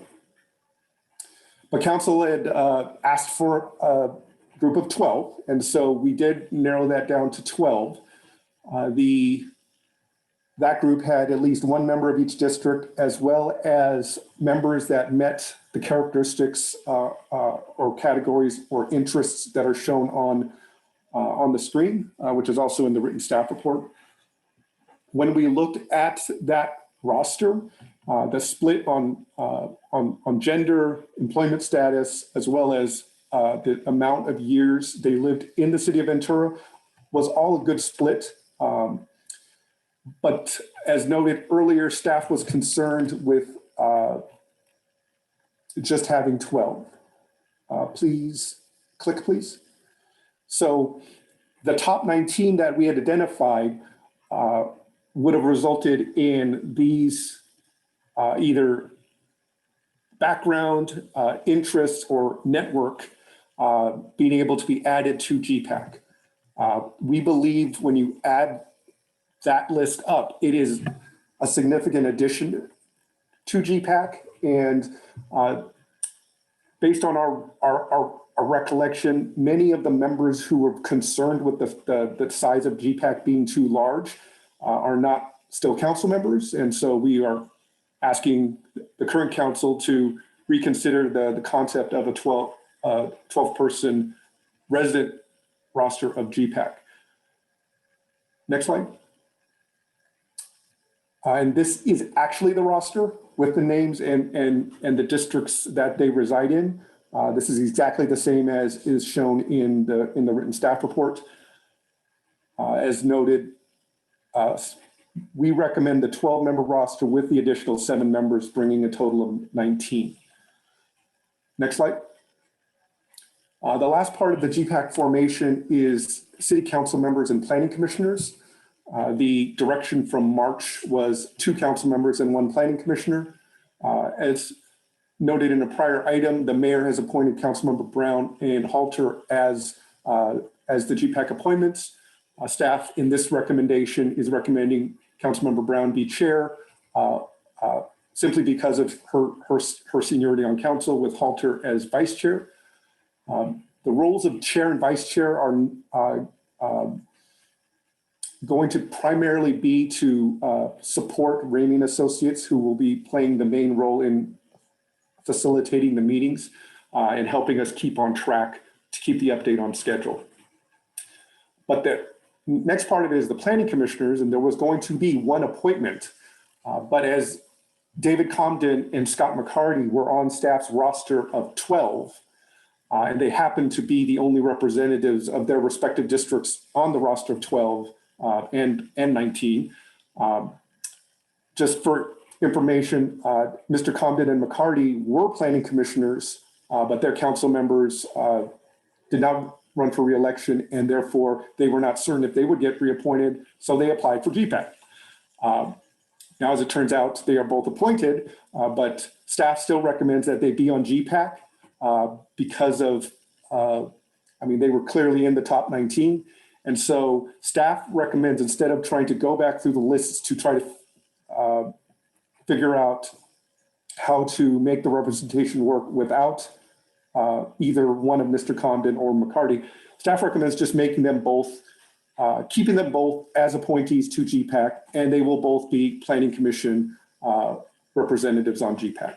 There are no state laws about how a GPAC has to be formed or the membership, so council, you have full authority in this matter. So that would end up with a roster of 2 council members, 2 planning commissioners, and 7 residents who are not on the planning commission or council. This does end up being 1 fewer member than staff had anticipated, but if council has interests, another member can be added. Next slide, please. So this slide is the same as prior, except now the 2 council appointees are included, and a notation from Mr. Comden and McCarty are on the screen about them being representing the PC. So council asked for a diverse representative group, and given the applicant pool, we think this roster does that. With the appointed council members, every district has at least 2 people, except for districts 3, 5, and 7. Those are the only districts that have one member. But on the issues of interest and issues of importance, we believe the diversity from this group is very good. As far as the ethnic and racial diversity, we believe it is good. As noted in the staff report, it may not be exactly representative of our percentages in the community, but it is very close. And the issue of geography, in particular, the council districts in which the members live. On paper, it looks like in District 1 and 2, there are a lot of representatives, and in fact, there are. But it should be noted that of the over half of the members that live in District 1 or 2 were selected not because, would have been selected regardless of what district they lived in. These are people who are selected because they are part of the housing authority and thus have a lot of insight and knowledge there. Work for the school district, part of the Chamber of Commerce, is a minister who is part of a network of churches in the community, someone with a focus on accessibility, someone with a high level of interest in reuse of buildings and historic preservation. So the interests I named off, those happen to be people who live in District 1 and 2, but had they lived in District 5 and 7, they would have still been appointed. Or I should say, staff would recommend that they be appointed. Also, it should be noted that between the districts of 4, 5, 6, and 7, there was an average of 3 interviewees per district each. So there was not as large a pool to draw from to have as many representatives from each district. So staff focused on council direction about newer voices, younger voices, and not on whether there should be equal representation in each district. If council wants to change that, that is your purview and authority. But it should be noted the general plan is a citywide document, and therefore the GPAC members are going to be called upon to view the information that they're going to be working through the lens of the whole city and not just their neighborhood or district. I can go into more detail on any of the recommendations, but at this point I want to stay high level unless there are questions. Next slide, please. So I want to acknowledge the 59 applications and the 48 applicants who interviewed, because they showed the willingness to volunteer hundreds of hours. They might not even realize it's going to be hundreds of hours of their own personal time over the next 2 years to help determine the future of the community. So the fact that that many people applied and interviewed, I think is very remarkable. Also want to, again, acknowledge the help of our communications team to get the word out, because that, I believe, also played a part in the number of people we've got. As I noted earlier, there are no laws about GPAC, so council may approve the roster as proposed, adjust some of the roster, or appoint a completely different group. But in reality, unless we're going to have a GPAC of 48, we're going to have good people, strong applicants who are going to be left out. For those who are not selected, or those that could commit to the full load of what a GPAC member is going to entail, I want to really emphasize GPAC is just one part of the engagement process. There will be a lot more engagement opportunities. And the GPAC meetings are going to be public meetings, and you can participate in some of the breakout conversations and discussions, whether you are a member or just a member of GPAC or just a member of the public. So there's going to be a lot of opportunities there. And if council does approve a GPAC roster tonight, then the first meeting will be scheduled for the 9th of February at 6 p.m. We have not sent out any virtual announcements yet because we want to wait to see if council is going to form the GPAC group. So next slide. So staff's recommendation is to approve the 19-member roster with council members Brown and Halter. The second recommendation is to approve the GPAC bylaws. I have not touched on the bylaws. They are attached to the staff report. They are based on bylaws that Ramey and Associates have used in many other communities. So we believe they're fairly straightforward, but please note the bylaws have not been amended to reflect both two planning commissioners being on the roster. So depending on how you approve the roster, we will adjust the bylaws accordingly to match the number of people and number of council members and commissioners. So that concludes our report. I'm available for questions. I believe Matt Ramey was available for questions until his computer crashed. If he does come back on, he's available for questions as well. All right. Thank you, Mr. Gillian. Thank you, Mr. Ramey, for being here. Before we continue with questions, let's take public comment first.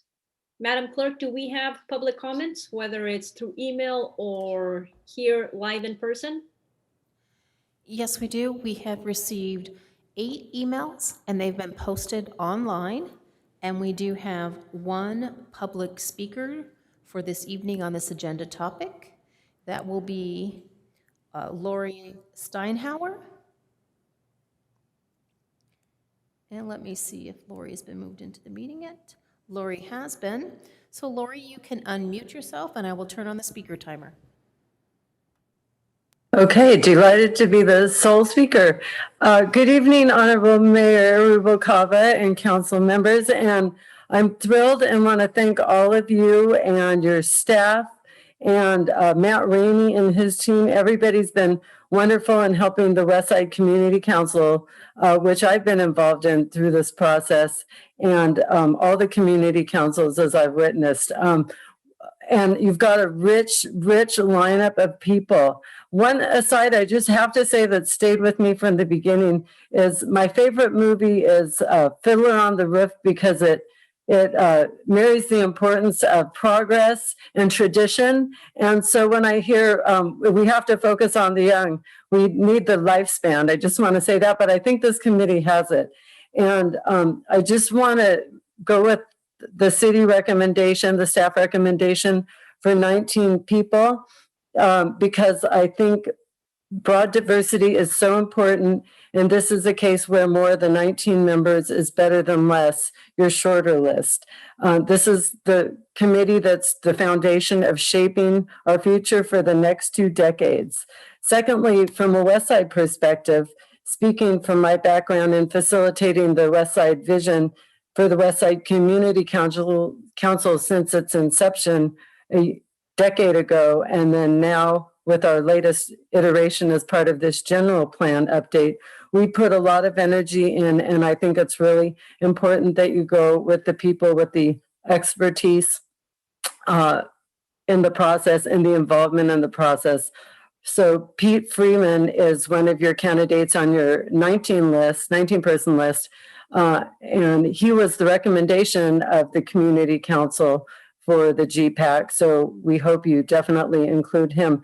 Also, I know that our new chair, Liz Campos, also applied, and I think she brings a great perspective, and she's been involved all the way through the process too. She can speak to and spoke in our West Side vision that we've just completed to what mobility is about, living in a wheelchair.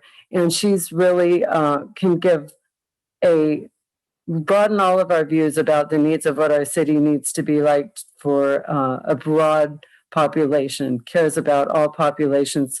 So 19 members, Pete Freeman, across the lifespan, Liz Campos, thank you for your time. Thanks for the great job you're doing on this plan and all of your service. Thank you, Ms. Steinhauer. Thank you. Mayor Rubalcava, that completes our public speakers on this agenda item. Thank you, Madam Clerk. So now we will take council comments and questions. Councilmember Brown?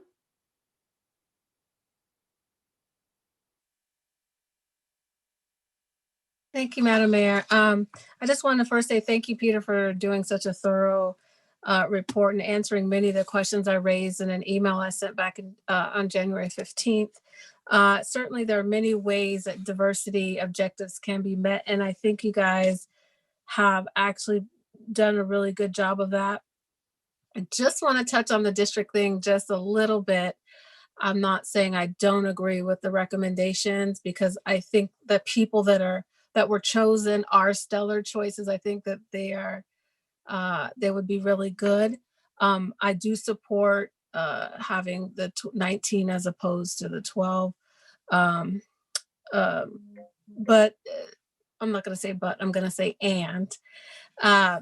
With the districts, my only concern, as I stated in the email, was that when we went to districts back in, I believe it was 2016, when it was voted in, and then we had our first election in 2018 with districts, it was the first time that areas like District 6 and 5 and 7 had representation. Well, Eric was over there. He was an early representative, but I think at the same time, the whole point of the districts was to have equal representation across the city, right?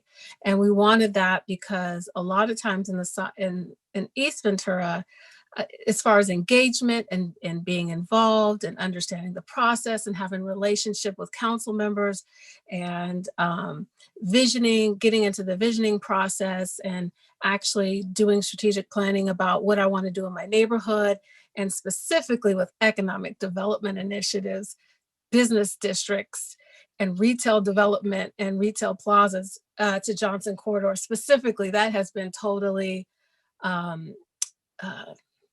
on the purview. And so when you start thinking about, what is a person on the east side, how do they see their own area and what do they want to see happen? And do they even know how to be engaged in the process? I was afraid that that maybe they had not.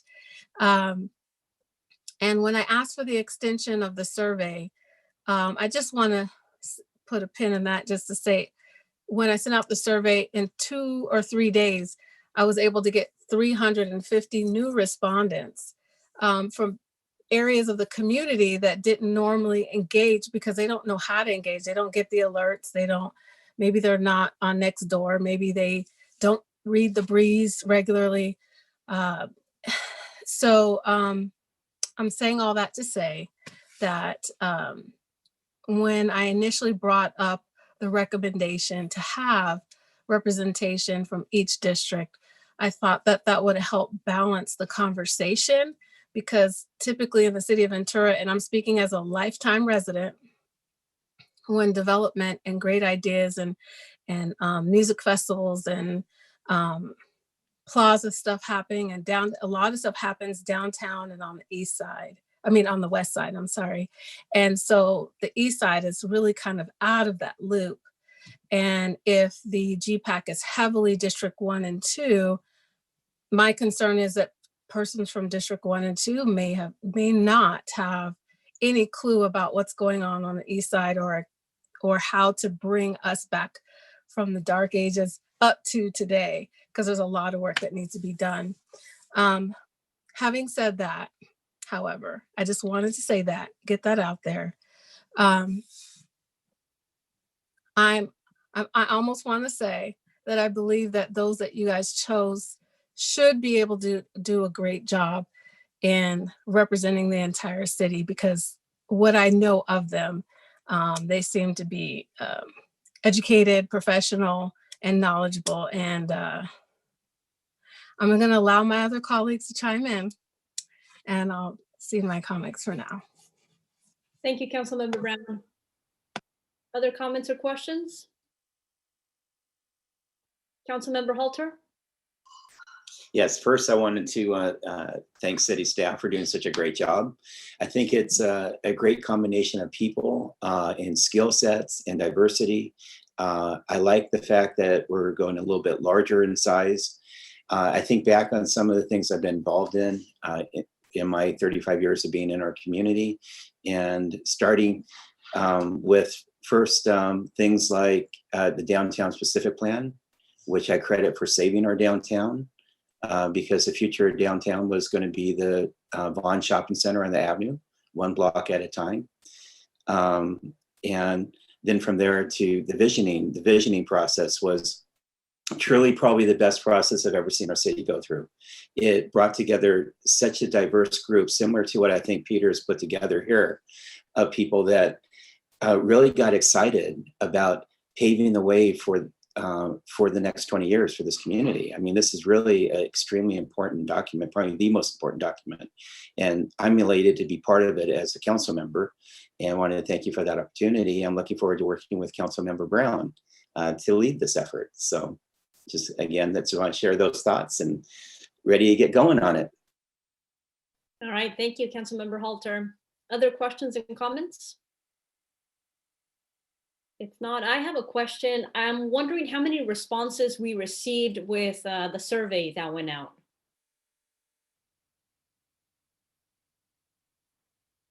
Madam Mayor, I believe the total number is about 2,200 or 2,300, which according to Ramey Associates is a significant amount of response given our population.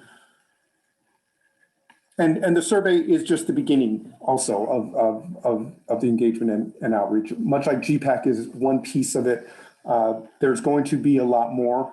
And going a little bit off your question, but I want to say that particular areas of town, like the West Side, like Montalvo and the Johnson Corridor, like the Satakoy Wells area, those are areas that are going to get special attention because of a variety of reasons, regardless of who is on GPAC.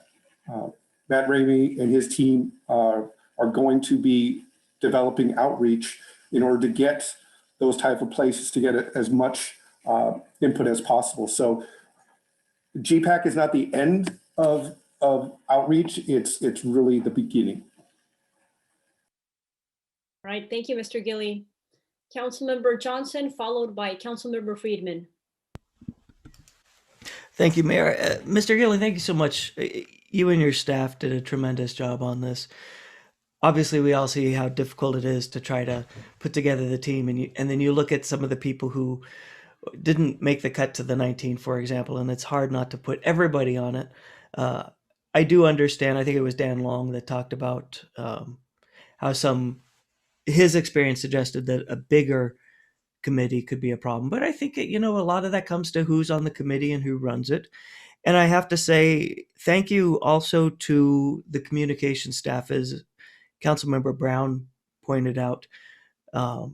Communication these days is very difficult, reaching out to residents, and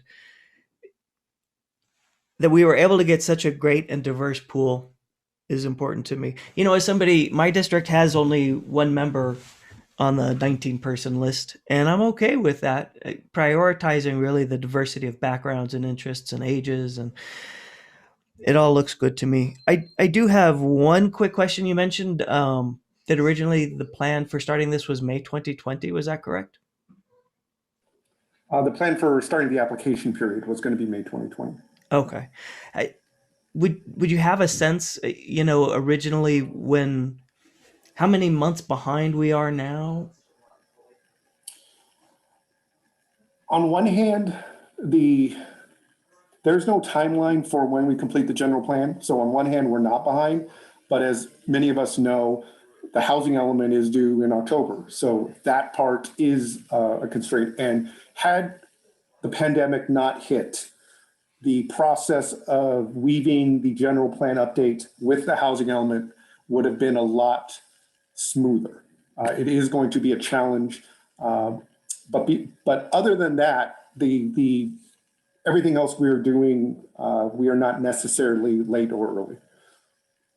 Thank you. That's wonderful here. I just want to make sure that, you know, we get the best general plan possible. And I want to thank everybody who applied and everybody who's going to serve. And I'd like to thank also all the 8 people who sent emails. I did read through each one of them. Pete Freeman is a very popular guy, apparently. But your voices were definitely heard. Thank you. Thank you, Councilmember Johnson. And now Councilmember Friedman. Thank you, Madam Mayor. I would move approval of staff's recommendation A and B. Second. Okay, Councilmember Brown.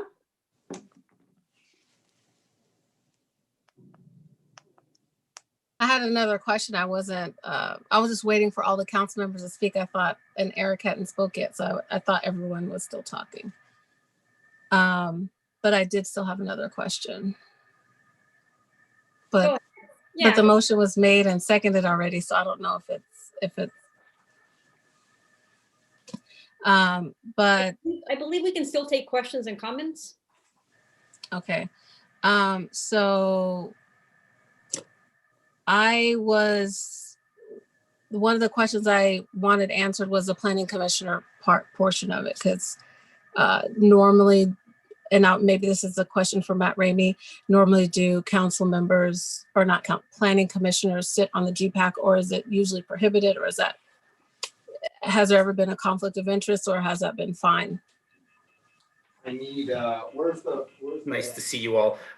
There are no rules around a GPAC. So it is, we've done many GPACs where city council and planning commission are involved, and we've run them where it's only citizens and no one, or non-elected and appointed officials on there. So there are no rules around it. So having planning commissioners on there is fine.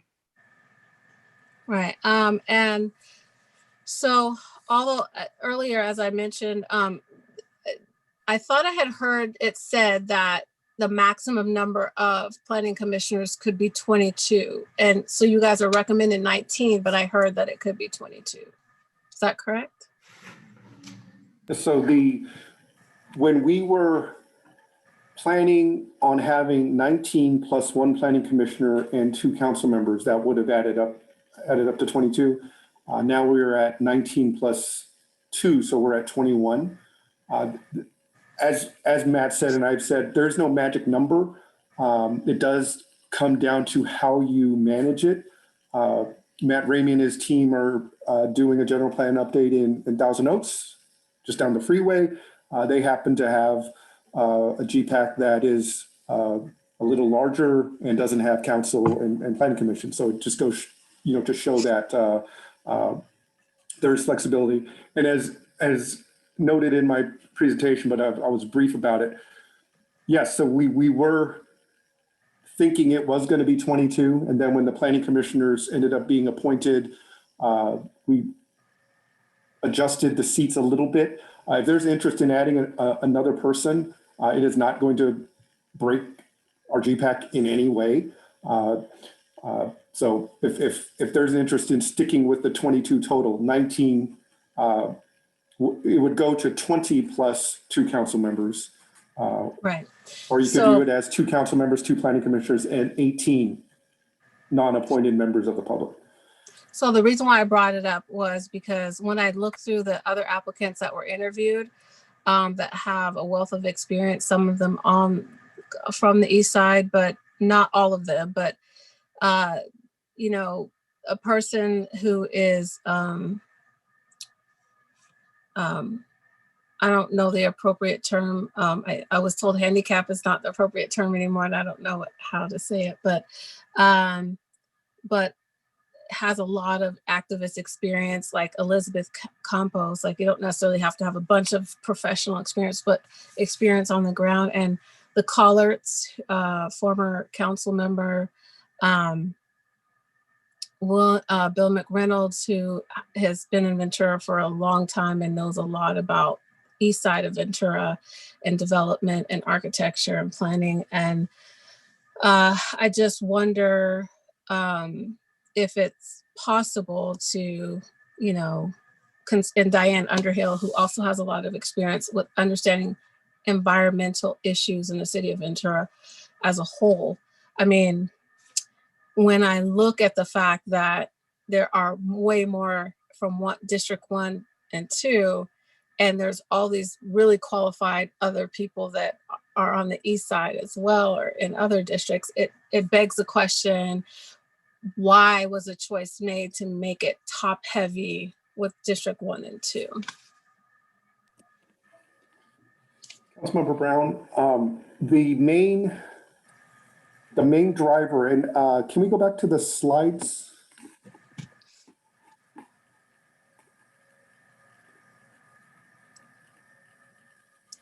Which slide were you looking for, Peter? It's the slide that has the list of characteristics and interests of the 12 and 19 member rosters. So it starts off with millennials as kind of the first bullet. Did we get you to the right one? This point, I'm still seeing, okay, it's coming. Sorry, changing the input. Yeah. So our focus was on finding people who met as many of these categories as possible, and then also trying to balance the new voices, not making it exclusively all new voices, but a balance of new voices and other voices. There was also a point made in the application form because of the focus on new voices that if you were on a commission other than the planning commission and being appointed, that you weren't eligible for GPAC. Now, council can change that rule. So that is one of the reasons why Mr. Wait, I'm sorry, McReynolds, repeat that. If you're what? You're not eligible? if you are on an appointed board already, you're kind of already have a voice. That planning commission, you are actually going to literally be reviewing the whole general plan. But for example, we didn't want GPAC to consist of members who are on all of the other city boards, because that would go against trying to get new voices. As I said, that was just staff's approach, and you can change that. So Mr. McReynolds, for example, is the chair of a board. He could be a great GPAC member otherwise. Also, some of the voices or some of the names you noted are voices that we do hear a lot already. Liz Campos would be a great GPAC member. As you noted, we already have a lot of people in District 1. So if there's interest in adding a person or adjusting things, as I said, the council has that authority. I just have one last question then. So when you interviewed the interviewees, were they given the option to quit whatever board that they happen to be on, and or if they were going to be considered or chosen for the GPAC? Like, were they given that choice, or were they going to be given that choice? It was something that we noted to to the interviewees. I know that one person in particular who happens to be on the list was recently appointed to fill out a term on, I believe, might be an arts commission, but she was going to be filling out like just 1 year, whereas GPAC is a 2-year project. So she, in her mind, said if it came down to it, she would pick GPAC. And I'm being told now it's Miss Goff. Right. Yeah, and that's why I brought it up, because when I was chair of the ARC, we just appointed Casey about 2 months ago. And based upon your comments that you were trying not to lean towards someone who that was on another committee and already had a voice. And my thought process behind that was that if given the choice, for example, Mr. McReynolds may have said, you know what, I'll remove myself as chair from that board so that I have the opportunity to be on this board. And he definitely is in district, on the east side, in one of the east side districts. So I personally would like to recommend another person from the east side in the form of Mr. McReynolds, if my colleagues are amicable to that. Councilmember Brown, I would recommend that we allow you as the chair of the GPAC to take some time and select an additional member. And that way you can see who's on it and take into account who they represent, what districts they represent, and then have you decide what you would like to add. So that way we take the number from 21 to 22. And so, at a later date, not right now. Yeah, that way Okay. you have some time to think about who you Sure. might need as an additional person.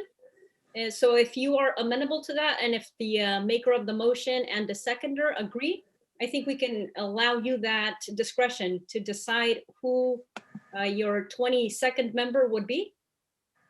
Thank you, I'll agree to that. Madam Mayor. Thank you, that works.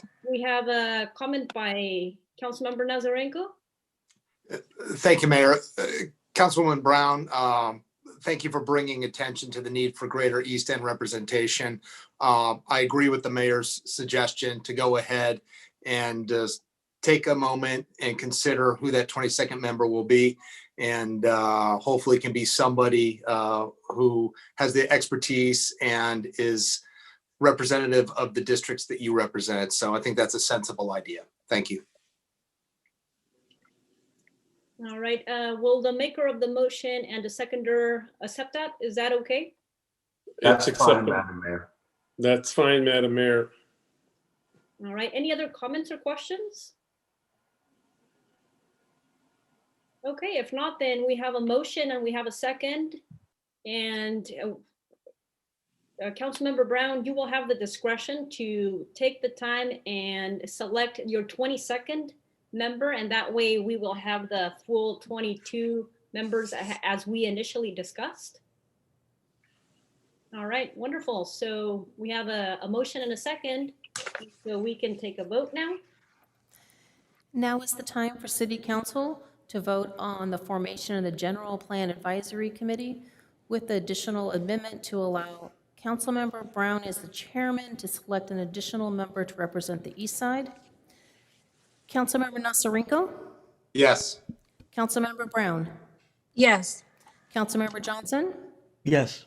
Councilmember Halter? Yes. Councilmember Friedman? Yes.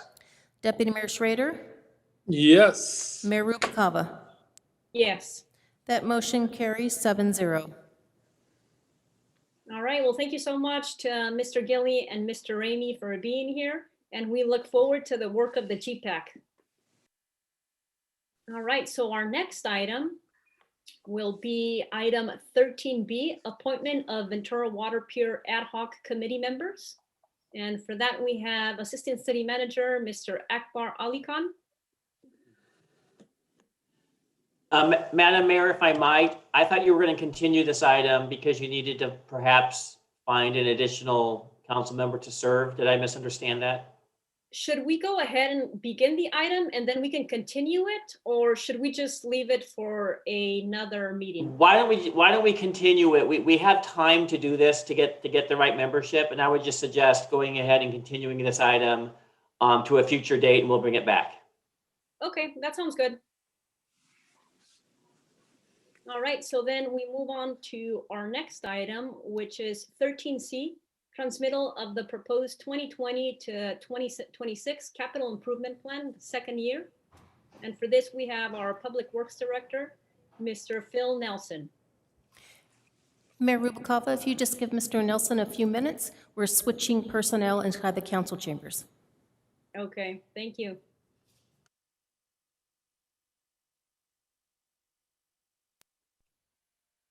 Madam Mayor, could we take a 5-minute break? Yeah, let's go ahead and take a 5-minute break to stretch and to move around, and let's be back at 8:31.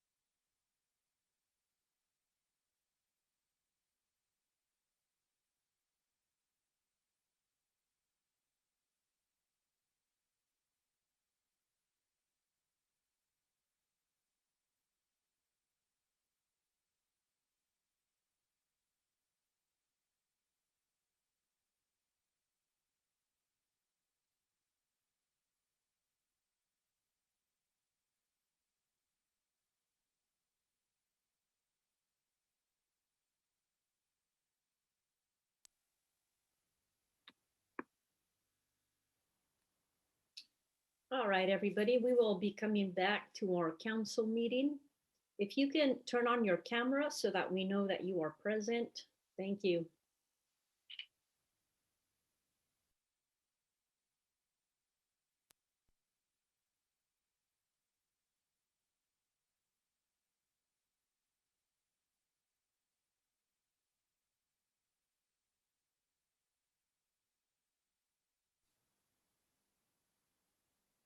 All right, so we will now continue with item 13C, which is the transmittal of the proposed 2020 to 2026 capital improvement plan, second year. And for that, we have our Public Works Director, Mr. Philip Nelson. And I just want to remind everybody that we are just receiving this item. We're not making any decisions on what goes on or what comes off, etc. So we're just receiving the item. And I would invite our city manager and our city attorney to make additional comments with regards to what we are doing this evening.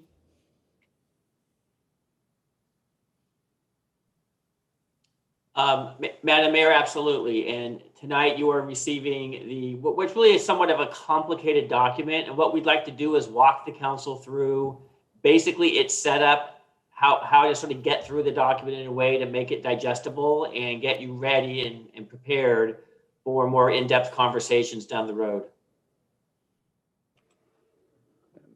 Madam Mayor, members of the council, part of the reasons why it's an overview tonight and not for discussion of the individual projects, the Political Reform Act has certain conflict provisions.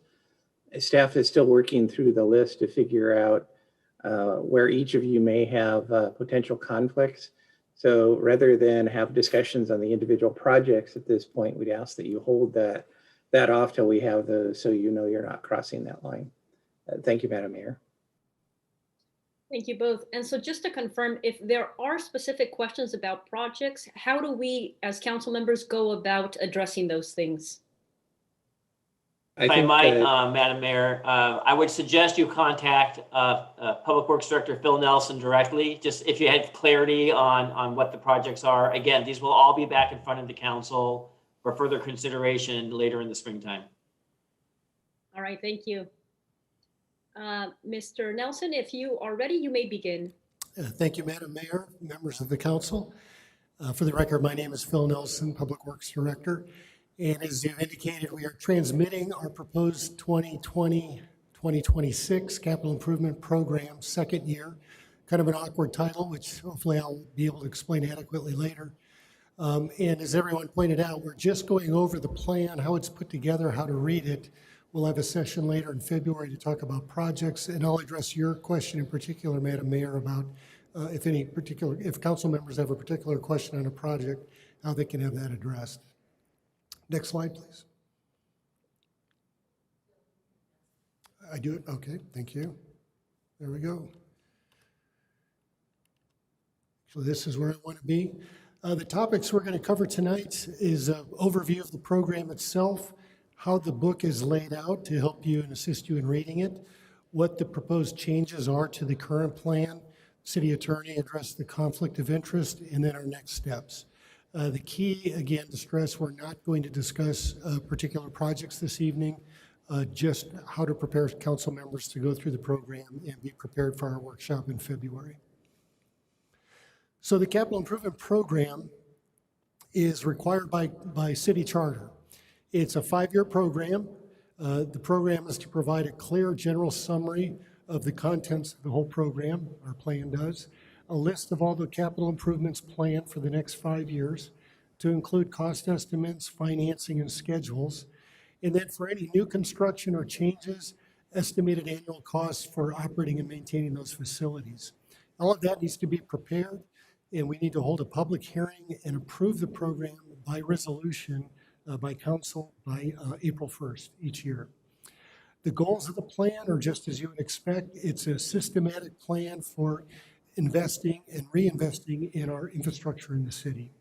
It's also projects that are intended to restore or maintain current service levels, meet regulatory requirements, meet any new service requirements, and then we also identify funding source opportunities.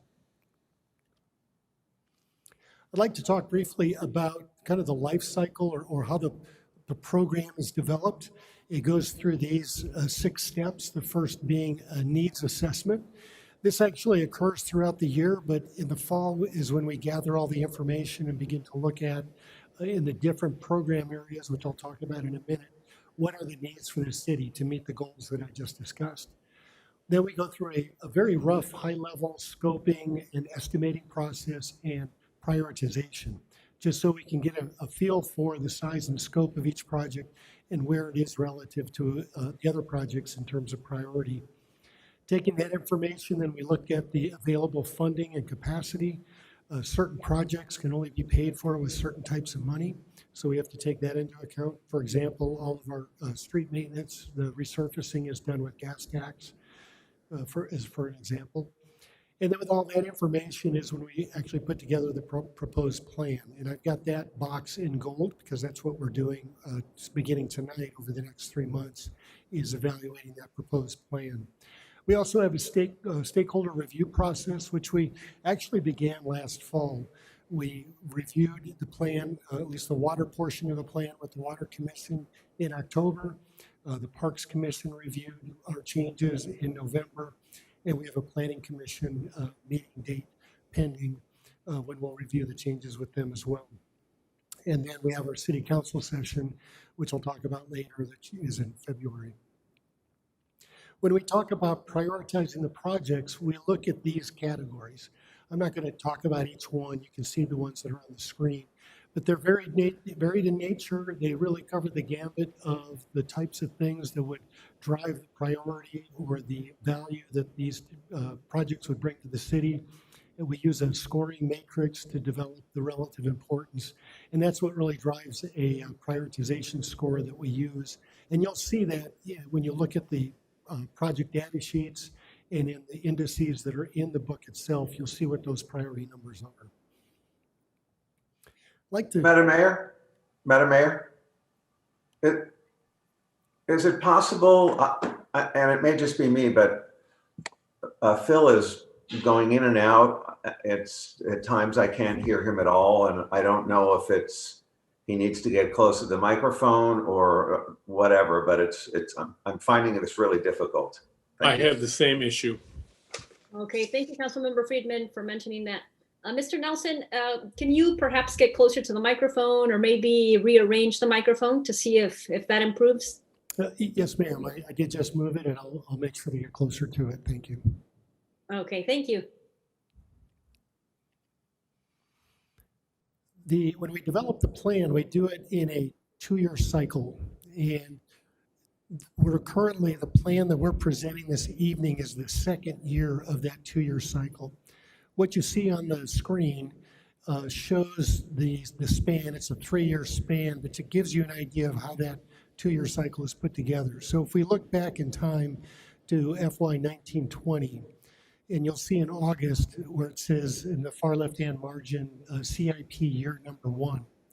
August is when we began to develop that plan. It's about a 5-year process, or excuse me, 5-month process to go through that needs assessment, estimates, prioritization, those things that I talked about, to put together the proposed plan, which your council looked at, or the previous council looked at last spring, last January through March, and eventually approved it. And then when you look at the center portion, the yellow FY 2021, we're now executing that plan that was approved last March. Under January, you see that's in red. That indicates where we are today. And we just finished the year 2 revisions, which began roughly in October, wrapped them up in December, and now we're going through the approval process. What we do on this 2nd year is we don't do a complete revision of the plan, of the program, like we do in the 1st year. It's a tremendous amount of effort. We estimated that the current program that we're working on, it actually took close to $100,000 worth of expense and staff time and others to put all that together, just the amount of effort that's involved. So in the 2nd year, what we do is we look at just revising the plan to the point of what new projects need to be added. Are there any minor adjustments that need to be made in terms of getting authorization to execute plans, maybe change some priorities? And that's really what we're presenting to you tonight to review. We'll approve the plan, and then we'll begin executing that second year plan in July.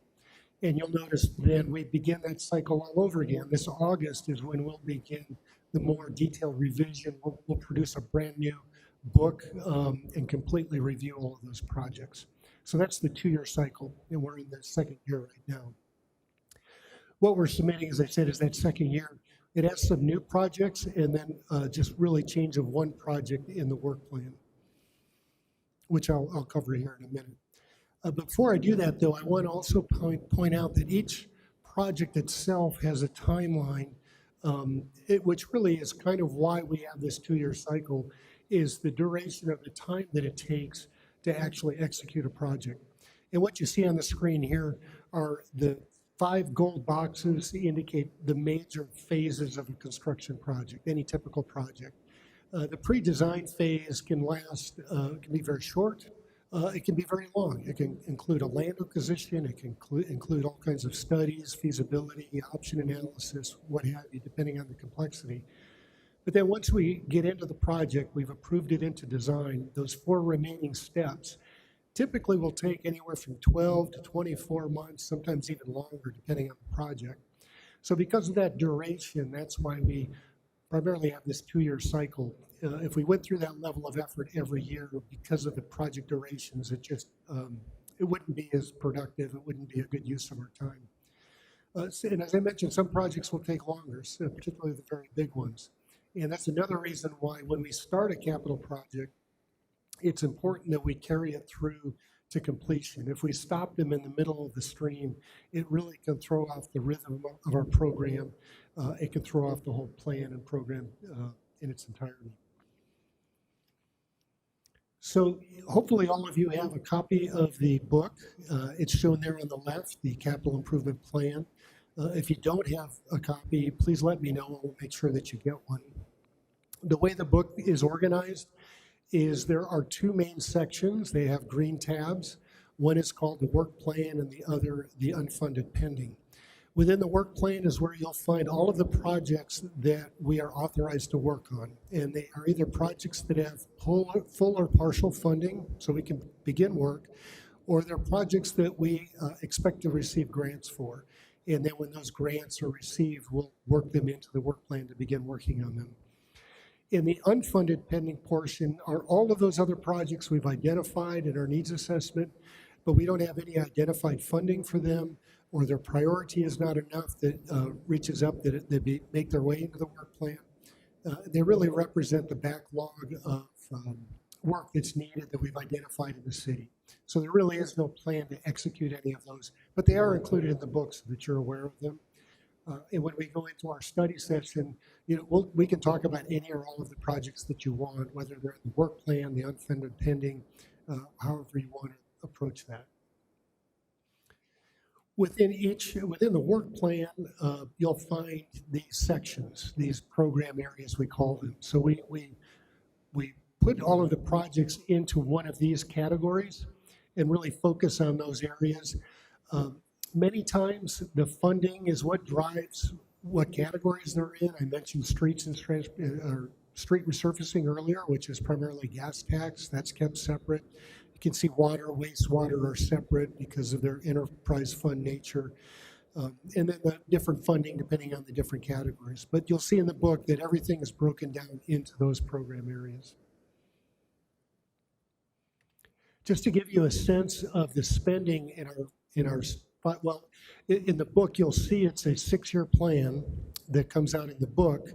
And because of our 2-year cycle, the program we're looking to adopt this year, we drop off the year we're currently in, and then it's the remaining 5 years that constitute our plan going into the next fiscal year.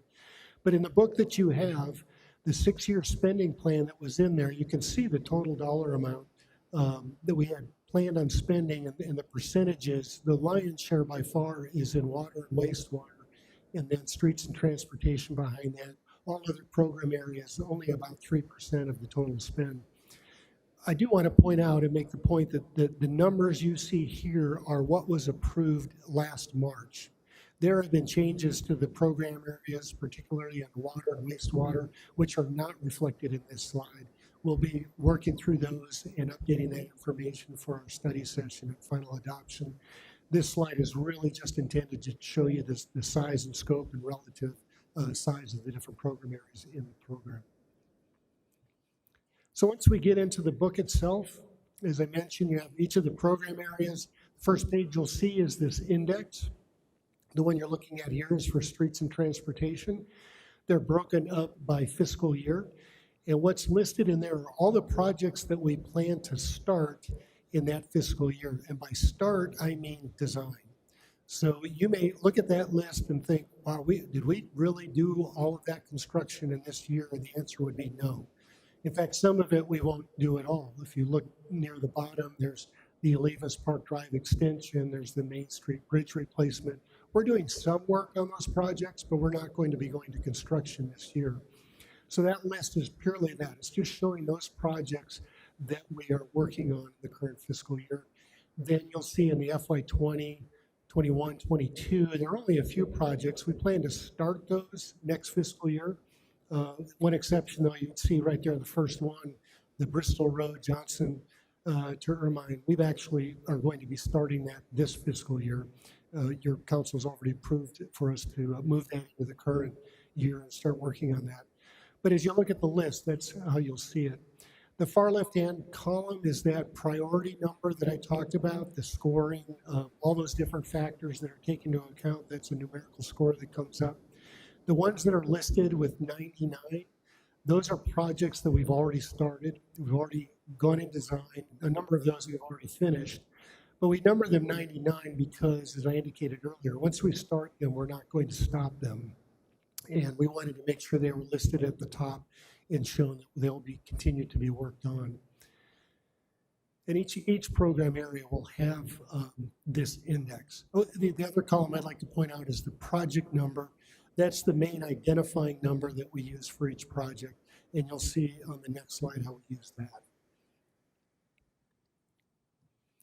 So what you see here is a particular project data sheet. Within each section, we have a sheet for all of those projects that are either a work plan or grant funded. We do not have the data sheets in the book for all of the unfunded projects. Top right-hand corner, you'll see that project ID. That's the identifier for the project that ties back to the index. I'm not going to cover all the information that's on this sheet, but you can see it does provide you with a lot of information on location and funding and how it ties to the general plan and priority and other things. You also see in the middle where it says cost estimate, recommended time schedule, the black bar going across. There you can see our plan by fiscal year of when we're going to spend money and in which phase of the project. So that's really the heart of the plan for each particular project. I mentioned earlier, in this particular example, we had planned on starting it next fiscal year. But as I said earlier, we've already planning on starting the design now so we can get to construction sooner because of the dire need of the repair for this street segment. The bottom half of the sheet then just contains some more information about funding, other agency coordination, critical elements. Some of the black boxes, like in this example, may be empty. Others may have more information. But between the top and the bottom, you pretty much get a pretty good picture of what the nature of the project is. And then finally, the book also contains a map that gives you the project location. So here you can clearly see where this resurfacing project would be. So what's changed? Really just, as I mentioned earlier, 8 projects. We have 3 new projects starting this fiscal year. Your council already approved one of them, the consent just earlier in this meeting. We have 4 new projects that we're adding that will be starting next fiscal year. And we have 1 project that was in the unfunded category that we're moving up into the work plan to be able to start that next fiscal year. I'll go into greater detail on those projects during our study session. That really is the crux of the changes. Nothing else has changed in the book. So it is, I guess, minor in nature when you talk about number of projects and scope. It'll be easy for us to focus on those changes. But our study session is also time for you to look at anything else that's in the program, ask any questions, make any adjustments that you would like to. And as I mentioned earlier, next fall in August is when we will begin a complete revision of the program, and we'll be putting together and publishing a new book. We touched briefly on the conflict of interest. You will be contacted later by city attorney for more information and details, but just kind of to give you an overview from the regulations of the Fair, I think, Political Practices Commission. Anything that a council member owns within 500 feet of a project, they ought to abstain from. Any property that's within 500 to 1,000 feet, they should be seeking advice on whether or not to abstain.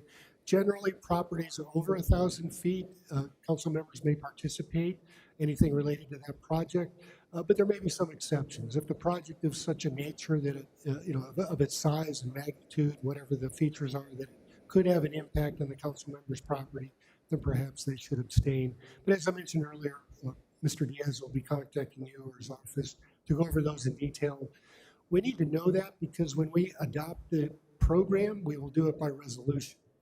And we'll do it in multiple resolutions, making sure that we segregate the projects so a council member only votes on a resolution for which they have no conflicts of interest. Finally, our next steps, we will be working on the conflicts of interest, as I mentioned. We have the CIP study session coming up on the 22nd.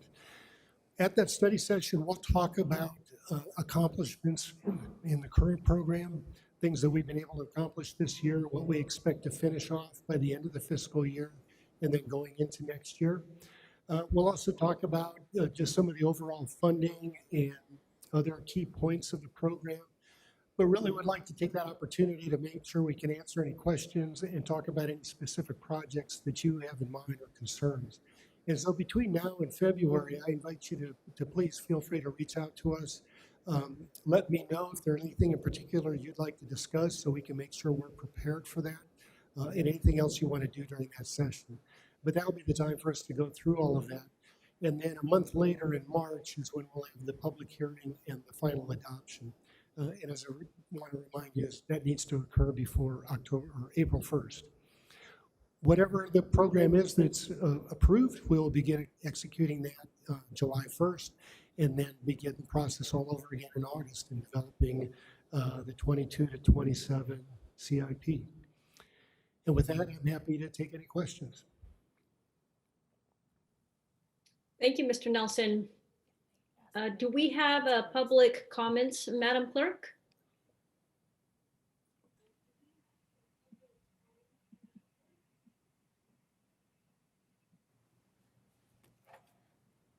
We didn't receive any via email, but we do have a public speaker.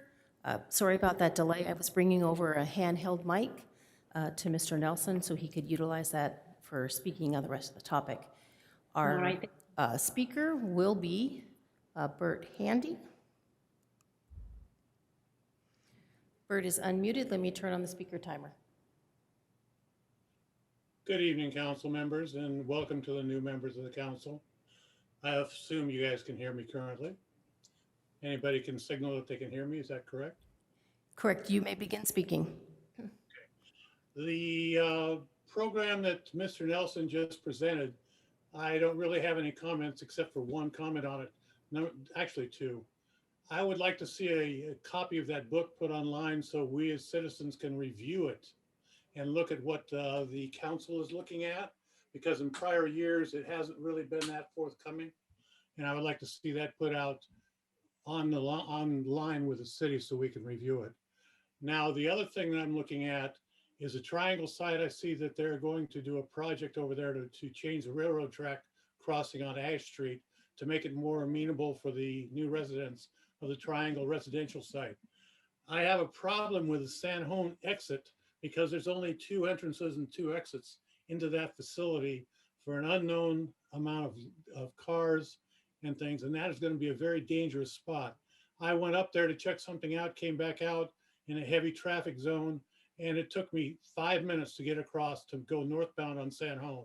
That needs to be evaluated to possibly put in a signal at that intersection right there where you come down the hill and come out. And when you start having all the people parked there to walk down to the beach, it makes the vision even worse. So it's really a very complex intersection, and it needs to be reviewed, in my opinion, by the city. Thank you for your time. Thank you, Mr. Handy. And I just want to let the members of the public know that there is a copy that you can download of the capital improvements plan. And it's linked in the third page of the staff report for this agenda item. So feel free to go to the agenda item, click on the staff report, and on the third page, there's a link to download a copy of the CIP. And it's also posted on our website, our city website. All right, any other comments? Mayor Madam Clerk? Rubalcava, that concludes your public comments. All right, thank you so much. So now we will move the conversation to council. Any comments or questions? If there are none, then we will go ahead and entertain a motion to receive the proposed capital improvement plan. So moved. Second. All right, we have a motion and a second. Madam Clerk, please proceed with the vote. Now is the time for City Council to vote on receiving the CIP transmittal. Councilmember Nasarenko? Yes. Councilmember Brown? Yes. Councilmember Johnson? Yes. Councilmember Halter? Yes. Councilmember Freeman? Yes. Deputy Mayor Schrader? Yes. Mayor Rubalcava? Yes. That motion carries 7-0. All right, thank you, Madam Clerk. We will now move on to our next item, which is public communications.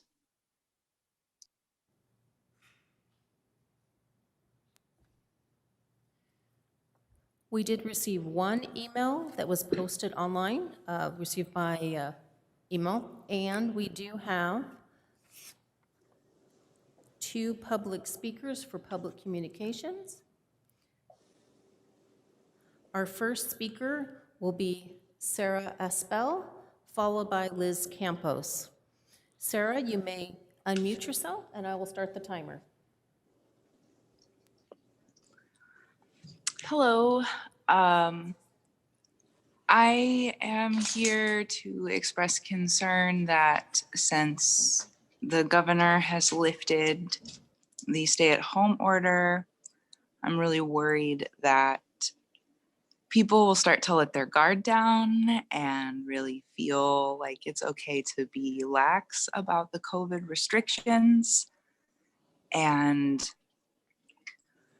I think now is a time for city to really take a firm stance.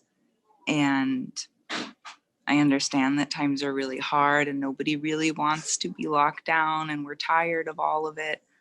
But it's really essential that we control COVID-19 in our town and our county and everywhere, but the places we have control over, right?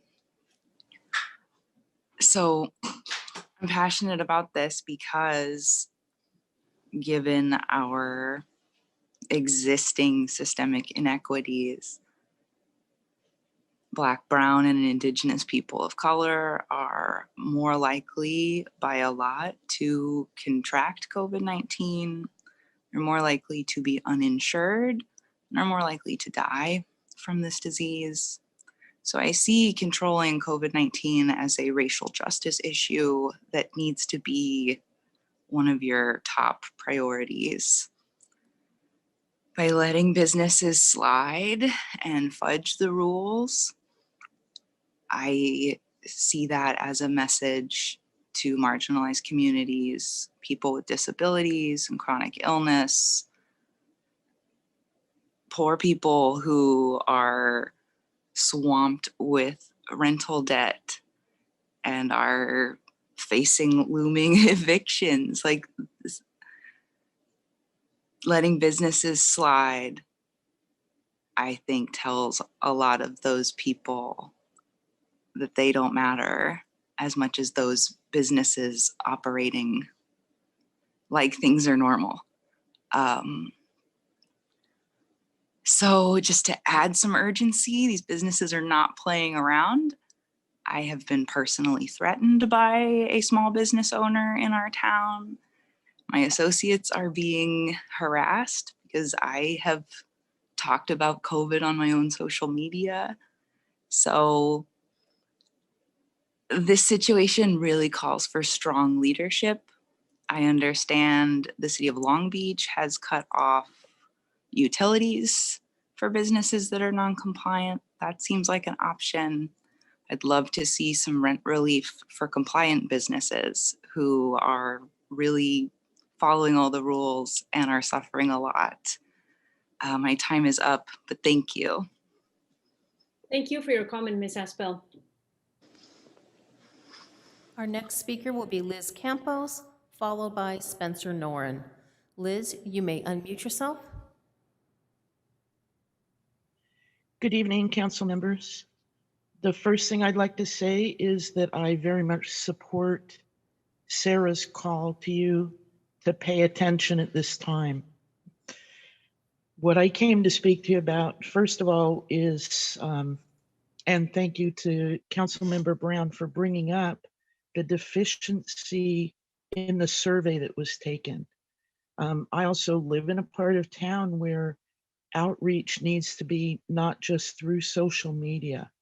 We need to really take extraordinary steps to reach the entire community, because the general plan will affect the entire community. And that means different languages, people without internet access, different income levels, all need an opportunity to address this. So I believe some of the stakeholders here in West Ventura will send you an email with some of the ideas we used for the census. We had a great response to the census by using other techniques, and I think it would behoove the city to do that with the general plan. And then I will say, on another topic, recently a lot of people in West Ventura have contacted our community council trying to get more information about the cleanup of the property at 1555 North Olive Street. Notices were sent out and a call for public comment, but a lot of people aren't well educated enough to understand what they're looking for, or they're shy about it. But all of them want to see a public hearing. And all of us as individuals writing to this agency may not bring a public hearing as easily as if you, our council representatives, request that a public hearing take place. It would ease the minds of a lot of people who live in a neighborhood where 50% of the population has been stricken with asthma over the last 20 years. And they want to clean up a property, but need to do it properly so that we don't spread more of that chemical dust around. So I'm asking you, our representatives, to pay very close attention to that. And a couple of people also have brought to my attention that there's a kind of dangerous intersection on Ventura Avenue at Simpson. The librarians actually spoke to me about how many people they see in the late afternoon and early evening get knocked off their bicycles or bumped into or brakes slammed on so they don't get injured in the crosswalk crossing Ventura Avenue at Simpson. There's the libraries there, so sometimes it's children walking home. Even though they're not in the library, they come to pick up materials for school. There's a taco truck there, there's a liquor store there, a 99-cent store. So that intersection gets Ms. very Campos, busy in the your early time evening. has elapsed. Thank you.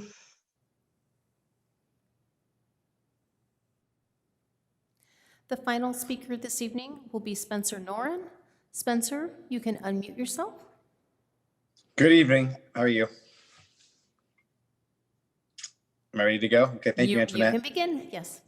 Good evening, City Council, Mayor Rubalcava, and City Council members and the city residents. Thank you for your time tonight. I want to start by saying, Madam Mayor, it's so exciting to see you up there being our leader. And it's inspirational for you knowing that every day there's children in our community seeing you as a leader.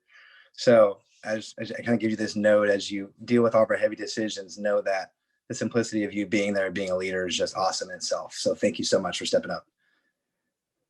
Tonight brings you as a resident of Spencer Noren for District Number 4.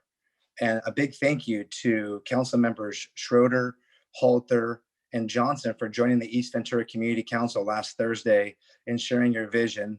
We also had council members Jim Friedman and Lori Brown in attendance. So having 5 council members at a community council along with 90 in attendance was a great representation of our city and how we come together as a whole. So thank you so much for your time. Also sharing good news from the agenda tonight in 9J in the emergency generator project. Just the support for our emergency proactive plan is a big positive note. Thank you, Councilmember Nazarenko. I know you've been working on this. And also City Manager McIntyre mentioned that we put our red flag warning and flooded our tanks. So much preparedness and proactivity that we appreciate on the east side of Ventura, even though they were not needed. Projects and proactivity solutions being found for emergency solutions are welcome. Thank you so much. Work at Marina Park is much encouraged. The inclusive park at Arroyo Verde is a positive note moving forward. I'd like to also add though, before we move projects forward, maybe you can finish some stuff at Arroyo Verde Park. The water pump station is still not full capacity for watering the grass at Arroyo Verde Park, which would be a great asset for our community. Excited to hear about the tourism district tonight, as well as we adopt a new district. Also bringing a note to maybe other districts, our Mission District, Historic District. The last speaker brought up, there's actually a Simpson Historic Tract District, believe it or not, if you didn't know that. So maybe some more awareness in what districts bring to our city would be a positive for our citizens to understand that process. And the more you know, the better. I shared on my Facebook about the commission meeting, water commission meeting tomorrow night. Look at the positive advantages that the water purification project can bring to our city. And so the more you know, the more to be involved is a highly recommended for me, because it's super excited to learn more about your city. And I really want to encourage people to do that. I'm gonna leave with a quick quote by Martin Luther King. Last week was his day, and a leader that we lost in Tommy Lasorda as a Dodger manager. But this is from Martin Luther King. Faith is taking the first step, even when you can't see the whole staircase. And in a unique time right now in our climate during the middle of a pandemic, we as citizens understand and respect the leadership that you guys have taken and appreciate your time. So thank you so much. And to everyone that stepped up on the general plan board and commission meeting, thank you for your time, especially board member Sabrina Rodriguez, as we bring schools and the city together. Thank you. Thank you, Mr. Noren. And I believe that concludes public comment, Madam Clerk. Correct. That concludes our public comments for this evening. All right, thank you to all of the public comment speakers. We appreciate you being here. And that moves us on to our next agenda item, which is City Council communications reports from regional boards, commissions, or committees.